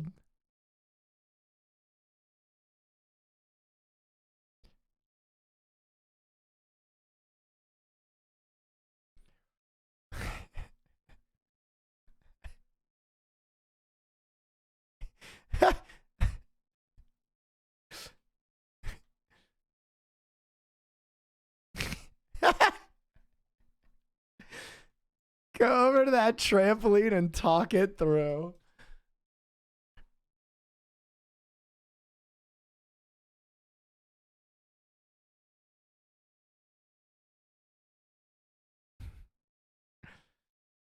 He's on the trampoline.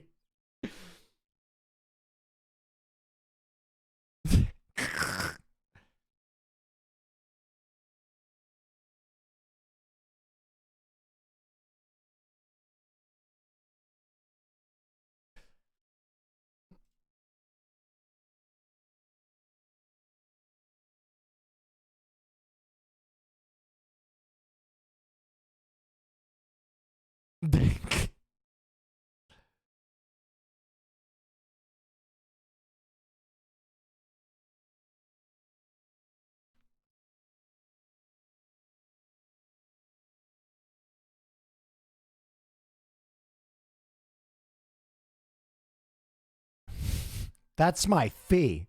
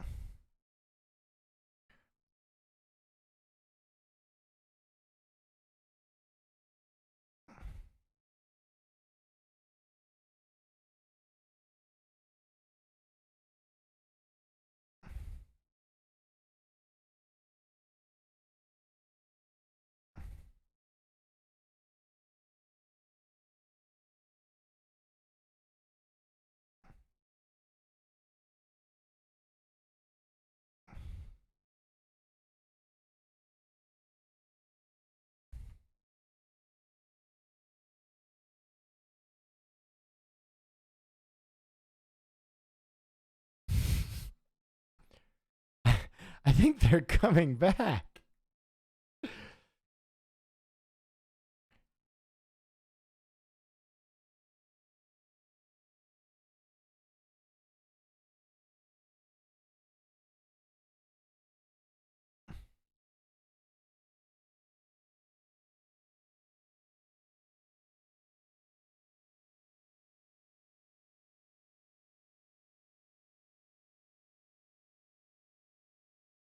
Couldn't be helped.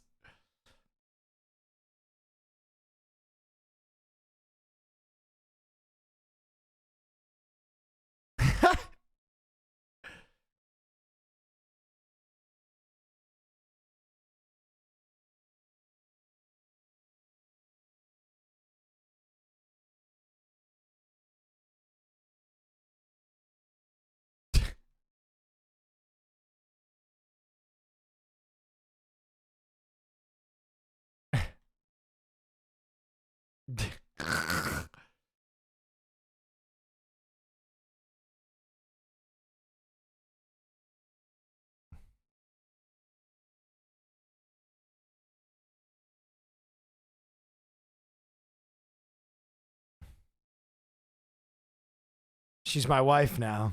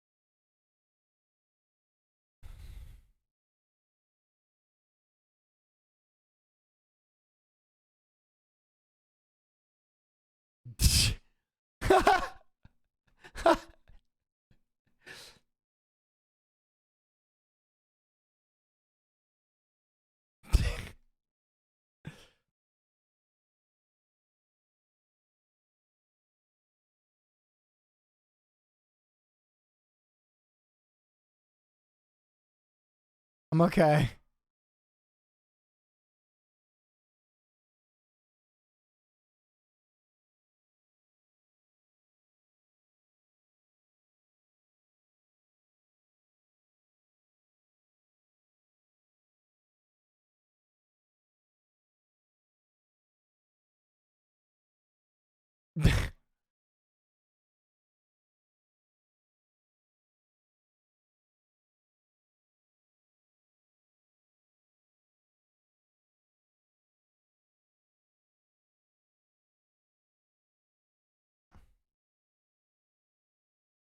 dear God.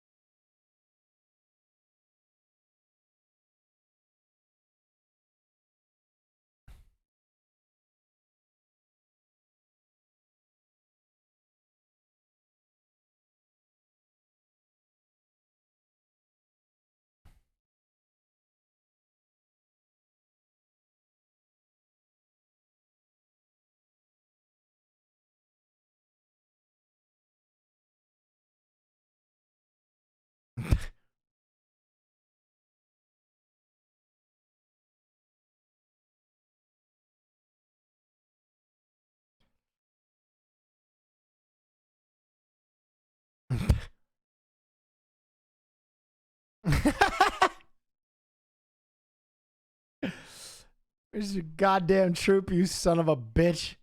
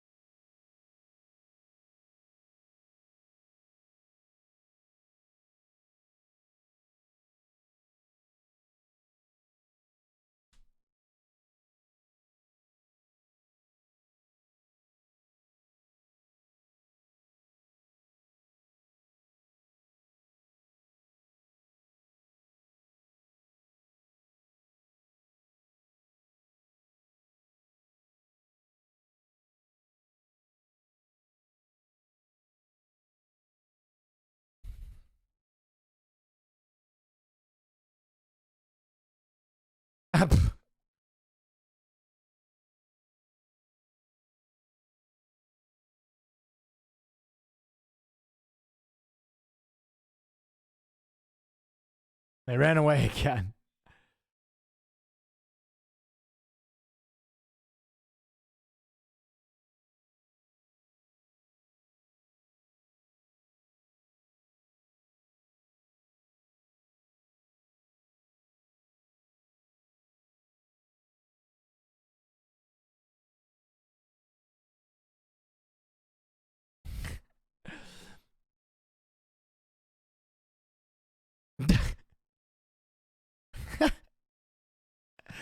I've been told he's just been struck by lightning.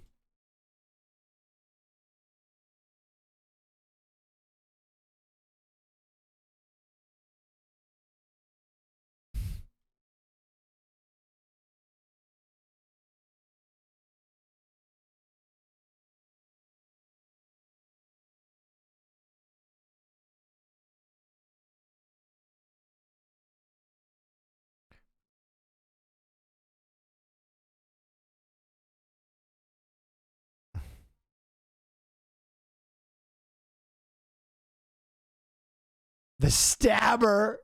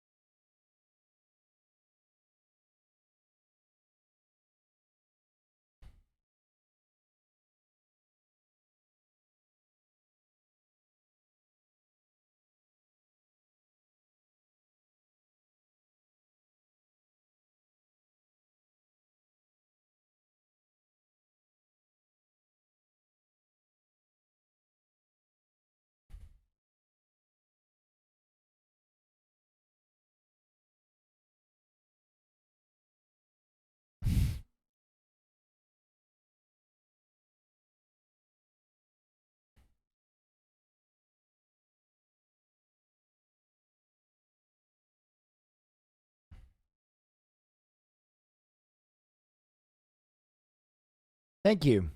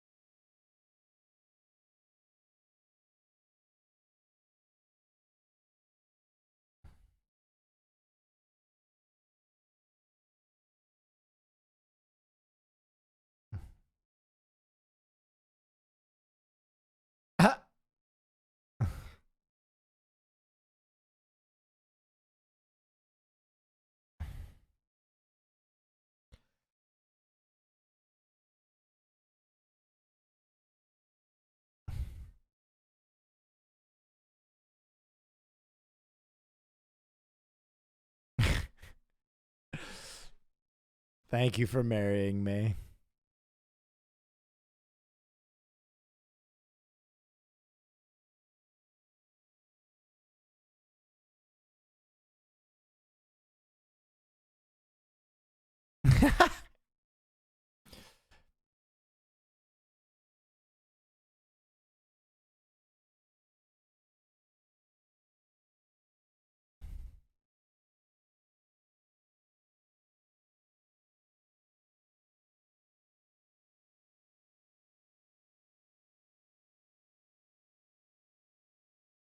Great shots right there.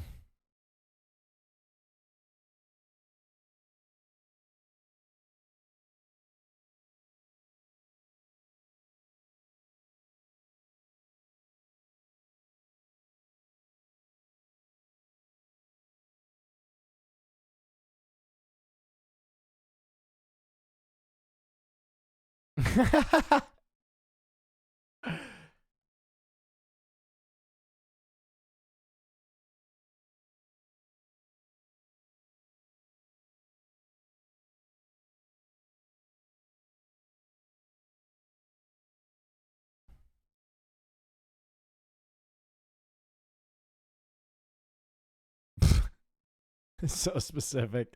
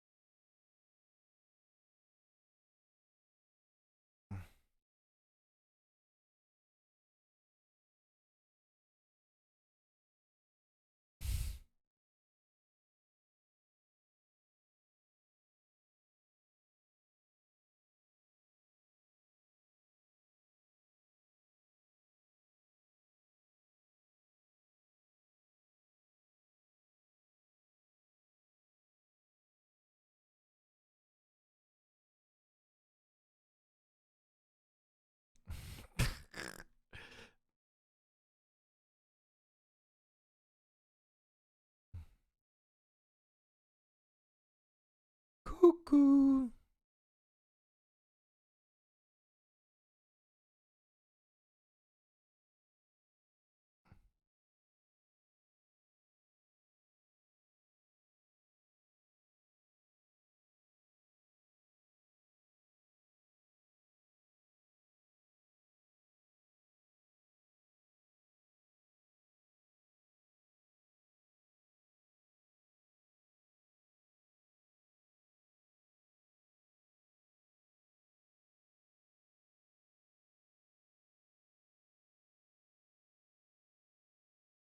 The soundtrack in this movie is so fire.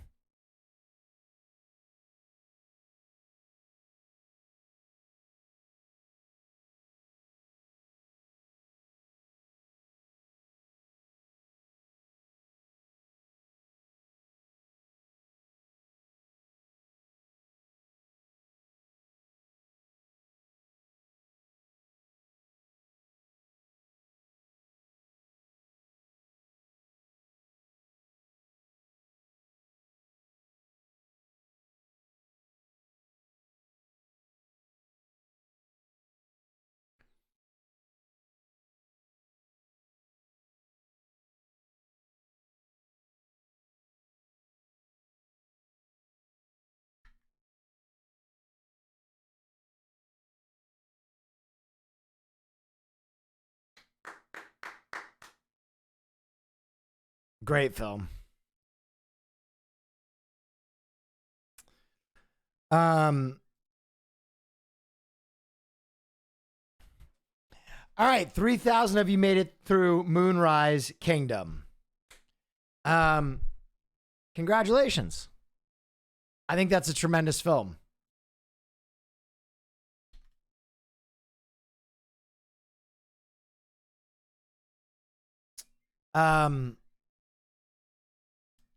So I'm going to end that watch party. I'm going to turn back on my desktop volume.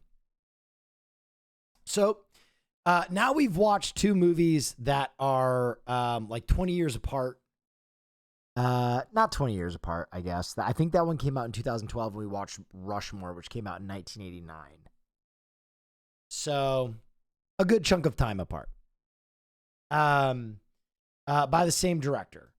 And it's interesting to compare and contrast those two films because I think Rushmore is kind of the beginning of like Wes Anderson locking into his style, and it feels very, there are symmetrical elements of it.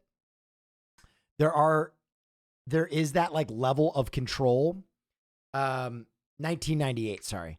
That you see kind of displayed, but it's not nearly as obsessive, I would say, as Moonrise Kingdom. Moonrise Kingdom is It is, I would say it is one of the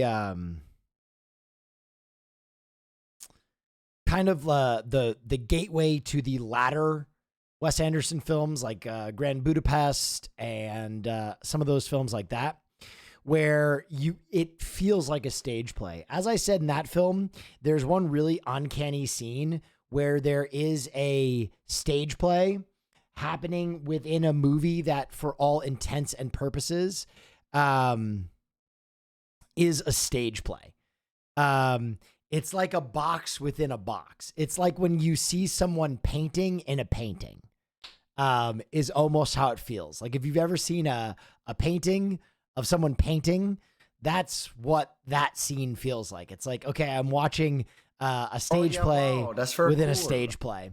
And Moonrise Kingdom is a great film, and I said this. Oh yeah, wow, that's very Natalie, cool. Waddy, thank you so much.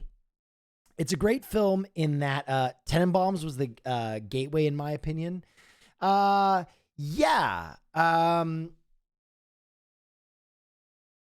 I'll be honest. Tenenbaums came out much later than, well, not much later, a few years later. So I still have to say that I think Rushmore is probably the gateway. If you look at Wes Anderson's films, that's the one on the timeline where you see kind of like, in my opinion, where you see that style first start to take form. Because before that, you have Bottle Rocket, which is like the very early steps of Wes Anderson isms.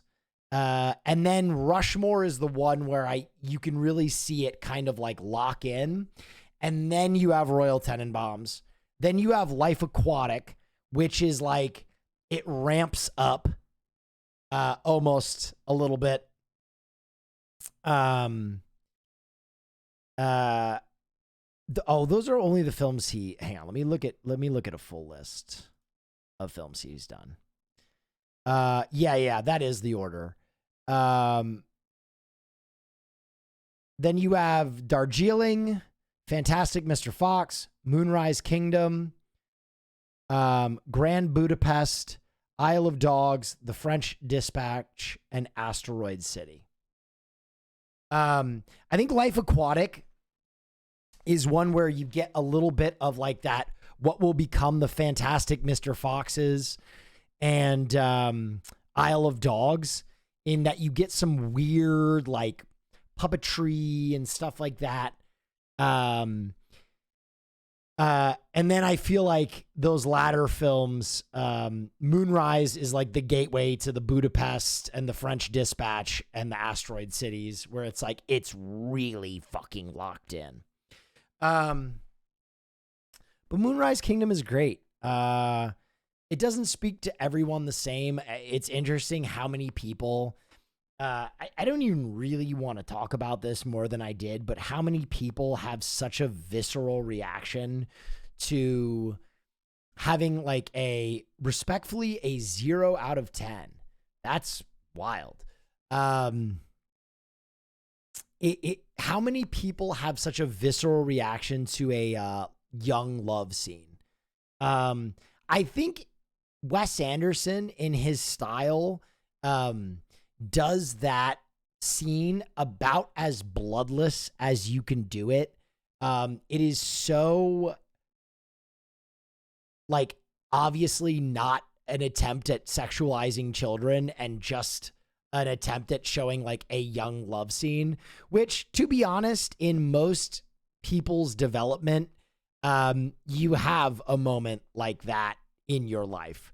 And if you didn't, you probably missed a step of development. And, it is what it is. I think some people would have it that you don't even talk about the fact that, I disagree. Well, you're wrong. You are absolutely wrong. If you don't think that children start like noticing the opposite sex in their early teens, that's just That's a difference of opinion. And I think there is a world of difference between a film like, let's say, Cuties, for example, which is like a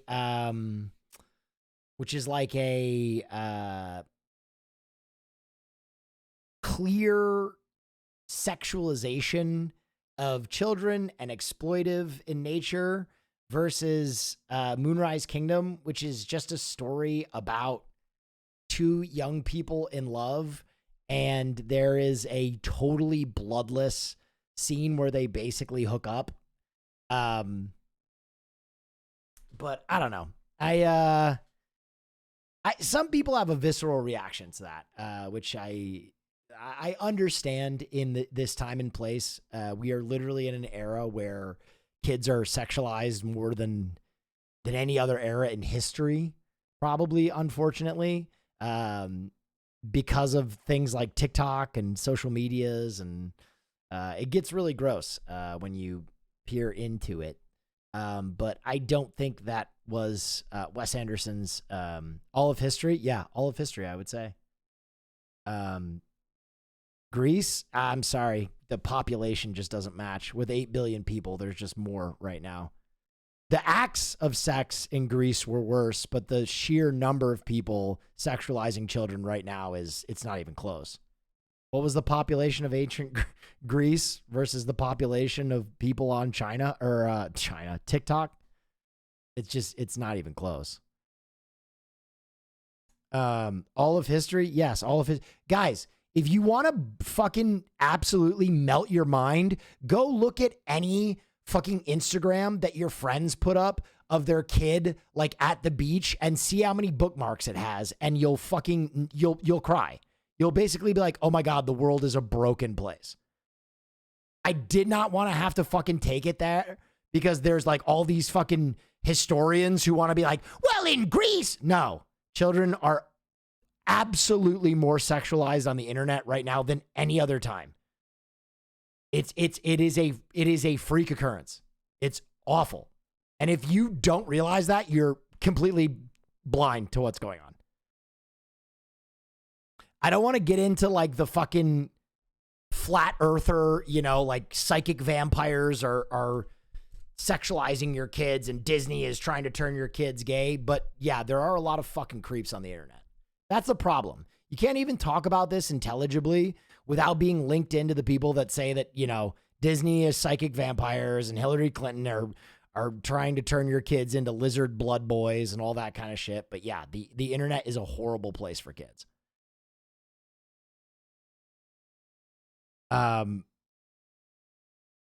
It just is what it is. Al Pacino got his fucking 27-year-old girlfriend pregnant yesterday. What are we talking about? It's a weird place to be young. Anyway, I didn't want to fucking go on this tirade at all. I didn't want to fucking go here at all.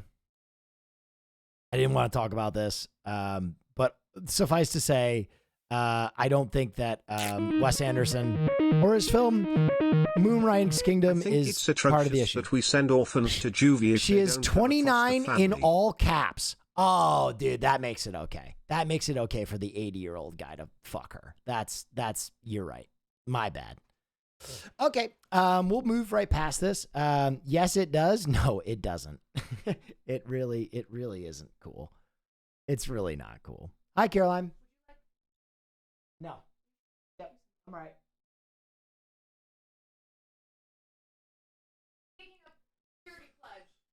You're taking a purity pledge?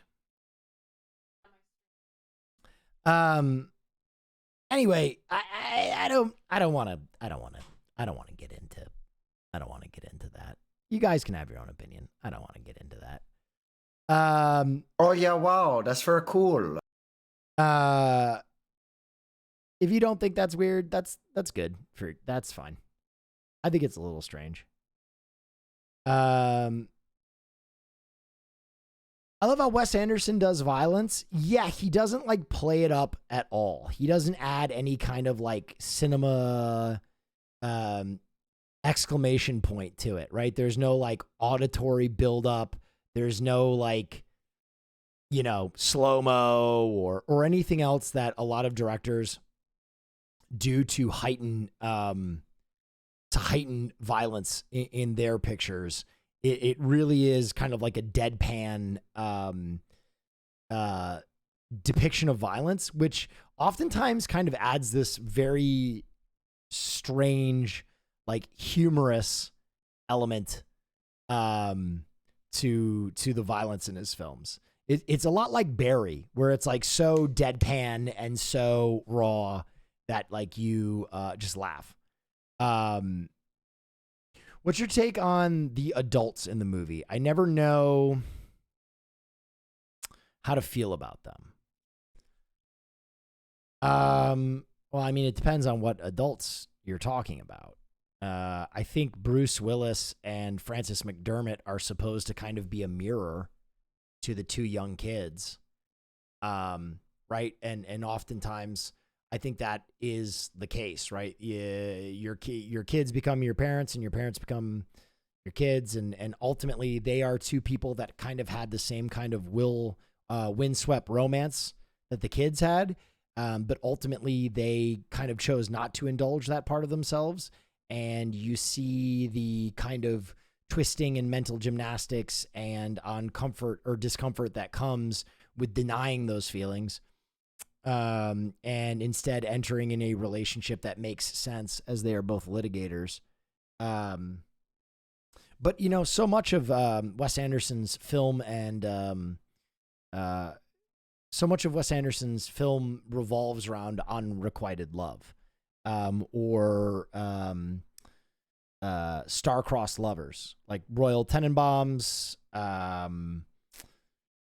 is obviously a story like that. Rushmore is obviously a story like that. A lot of the French Dispatch, Grand Budapest, it is one of his most explored topic, if not his the most explored topic is unrequited love. Yeah, wow, that's very cool. And so I think the kids kind of represent outcasts and how outcasts can sometimes find solace in finding another outcast. You know, they're just a perfect couple.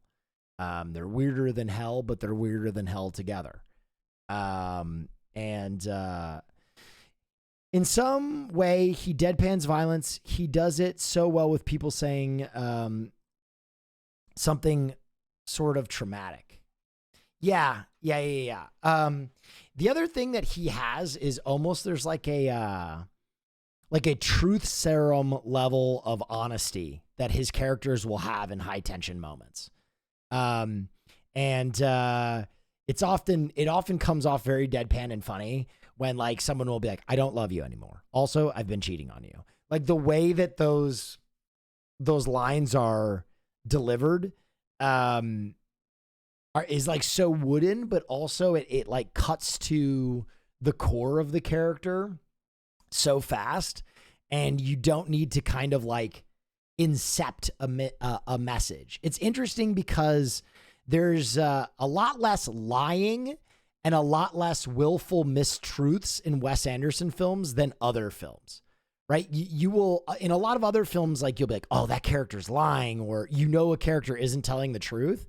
It's kind of rare in a Wes Anderson film. Cool. Usually the characters are like very deadpan with information. Can you explain wooden? I'm not sure what that means. Yes, I can explain wooden to you.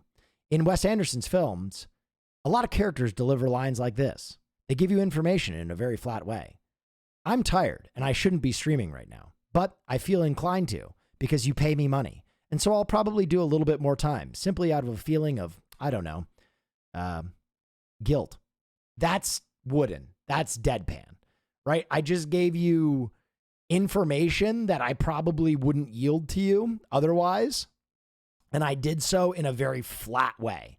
You know what I mean? Like, let's say I'm watching a Korean movie and I'm delivering that same line. It would be like,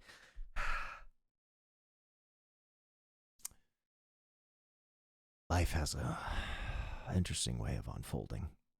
I'm doing what I want, but I feel so drained. So I'll slap a smile on, and you won't know any different. That's a Korean film, right? You have to surmise the information of what I'm talking about. It's very sappy. I'm acting. And then Wes Anderson film, I'm tired. I don't want to be streaming anymore. Why am I still streaming? Well, I feel inclined to. Streaming is a draining profession. Oh, yeah, wow. That's very cool. Tarantino, he'd be like, listen, man, do you see a sign that says in my front yard? Good, because it's...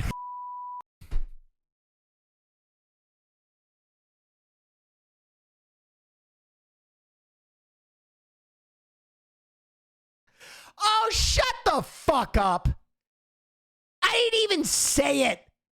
I didn't even move my mouth during the bleep. Shut the fuck up. Don't be so goddamn sensitive. No, do you really want a Tarantino movie and how he'd deliver it? It'd be like, all right, well, first of all, I'm probably at a diner, right? Oh, yeah, wow. That's Someone's very like, cool.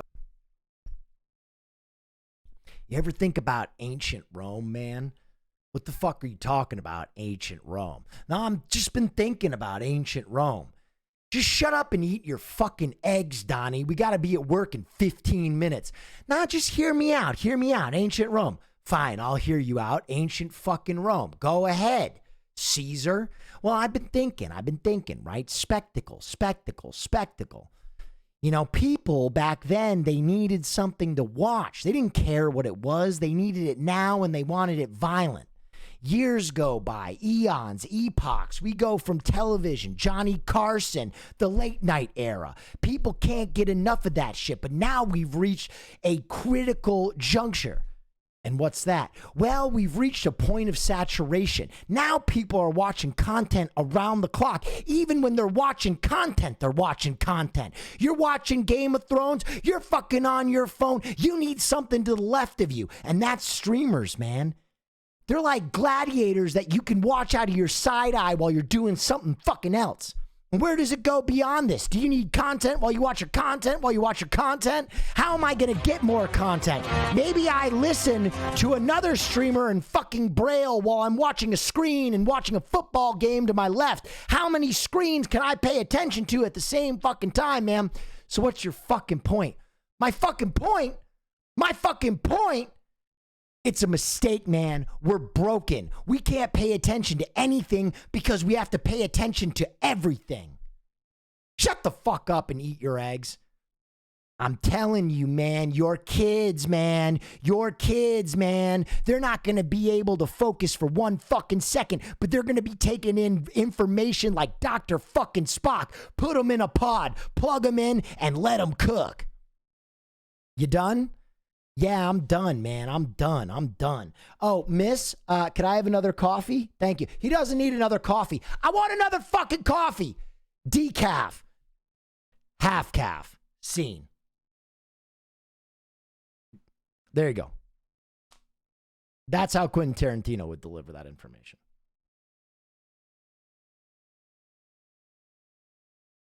Thank you to Jaron.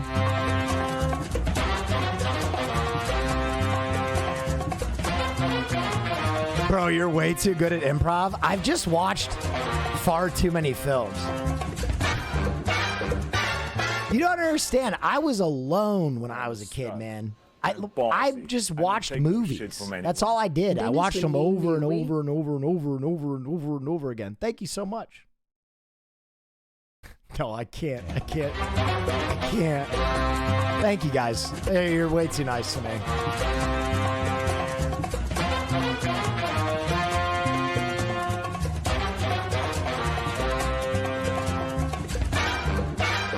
You're like the chat GPT of improv and streaming. Oh, guys, yeah, wow, listen. that's very cool. There is a term for what I am, okay? I know what I am. I'm a stud. It's called an idiot savant.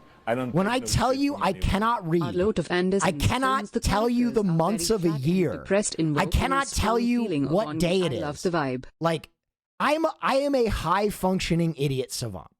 Outside of doing this one thing, I have a really hard time functioning. But this one thing, I'm very good at.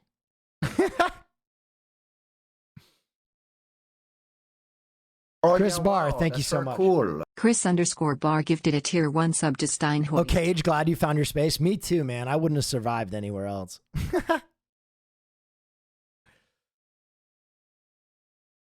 That was legit Quentin Tarantino dialogue, lol. Dude, I'm telling you, like, this shit is burnt in my brain. 12 charisma, 4 intelligence. Exactly. Exactly. But yeah, I mean, I hope you guys enjoyed this film night. It's interesting that some people had an idiot savant wouldn't be that self-aware. A high-functioning one would. No, but I was surprised at how many people had a visceral reaction to this Wes Anderson movie. I didn't think Moonrise Kingdom would be as divisive as it is. There he goes, one of God's own prototypes. Yeah. Too weird to live, too rare to die. Baby. You know, I thought a Wes Anderson movie would be a home run, but obviously it's not. We had, you know, thousands of people leave during the run of that film, which is fascinating to me.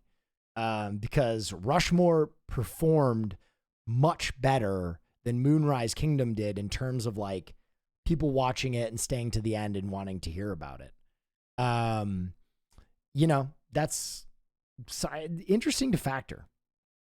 But I always try and pull movies that I think you guys can learn from and that have a point. And obviously watching two different films from a director where one is kind of like so early in his career that you can see like the birth of his style. And then one is kind of from the middle of his career where he is so locked into his aesthetic. And you can be like, oh, here is the journey. Here are the things that he heightened. Here's where that's very cool. Like his, you know, if I extrapolate this 10 movies from now, it'll look like this, which you can probably guess how it will look. And it's a little bit like his new film, Asteroid, whatever. But yeah.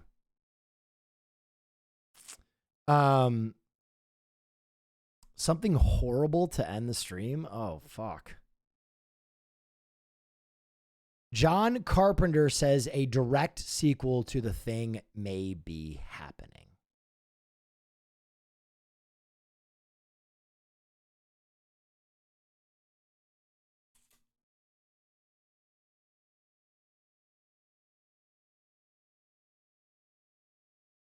Listen.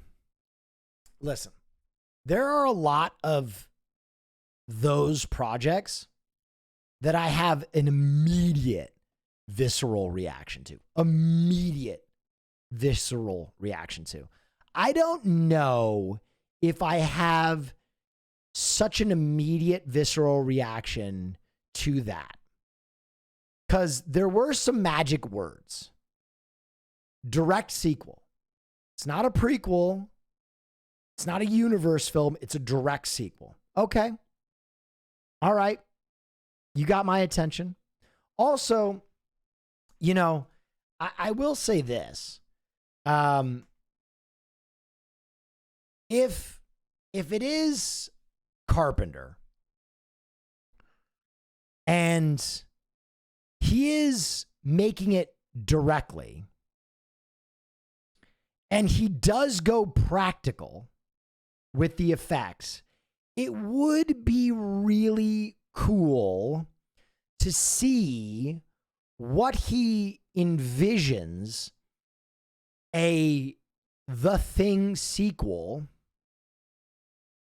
to look like with all the things he has at his disposal right now.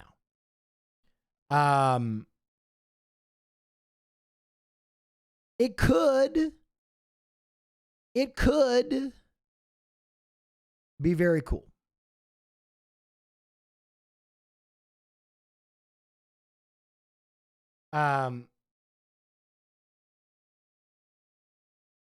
If it's not practical, I would get a little I would get a little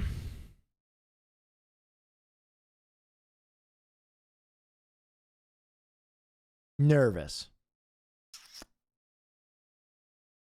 Can I see the tweet again?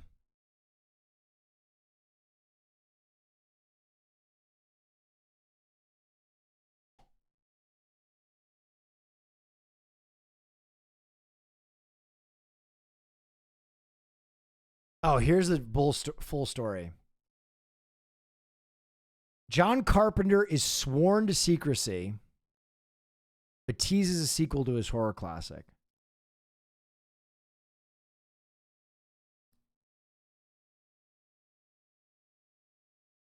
Does Carpenter dare go there again? Oh yeah, wow, that's very cool. Nev cool.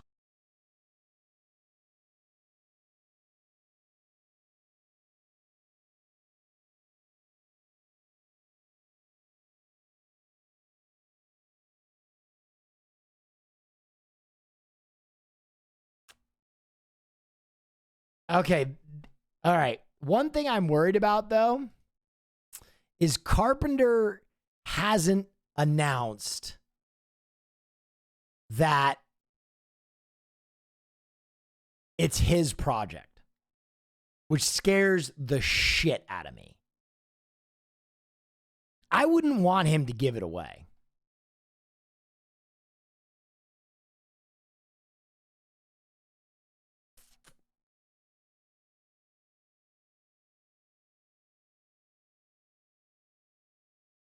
Dude, if it's David Gordon Green, I'll fucking cry.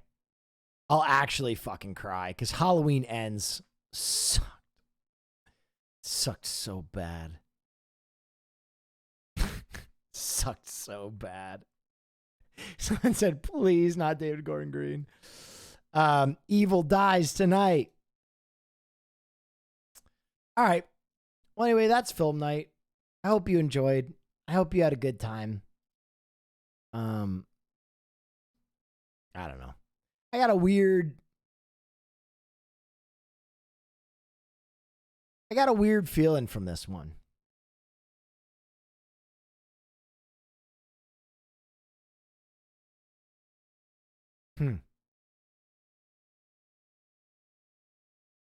Was it the clown dick?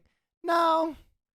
Just always hope that, you know, you make people happy. And I saw a lot of people in chat that were just like so fucking pressed about that movie that I just wasn't expecting. Thank you, Geoforio. 6 people? Nah, dude. I mean, like, listen, streamers are, as much as I don't want to be cognizant of viewership, you're always aware. And, you know, when you finish a movie with under 3,000 people, you are aware that a lot of people didn't fuck with the movie, which is kind of crazy. Anyway, I didn't think that this film would be so divisive, but you learn something every day. So there you go. If I entertained you, I entertained you. If I didn't, oh yeah, wow, you know, go fuck yourself. The real ones always stay for movie night. You know? Oh yeah, wow, that's very cool. Thanks for the movie. I didn't think I'd like it at first, but ended up loving it. It was a beautiful portrait of falling in love at that age, emo. It hit. It was great. There you go. That's what it's supposed to be. You know.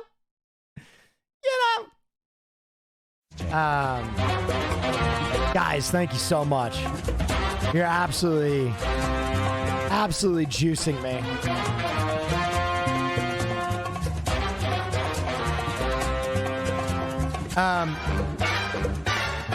All right.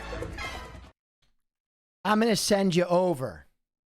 Oh yeah, wow. To the cool. number 1. You the best, Will. Oh, thank you so much. The number 1 boss of sauce. A guy that really won me over down at Creator Clash. Really is a genuine fucking human being who grew on me in a huge way. I'm going to send you over to Harley.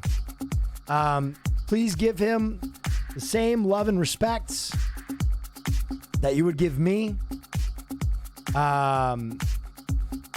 Everybody have a wonderful evening. I'll be back tomorrow. We playing games tomorrow. I hope you're ready for a 24-hour fucking stream because the Gape lads are back. Anyway, thank you so much for sticking with me. I got a lot of exciting stuff coming up soon. I'm really excited to show you all the things I've been working on. That music video is kind of the first of many dominoes that are going to tumble in terms of projects I've been working on.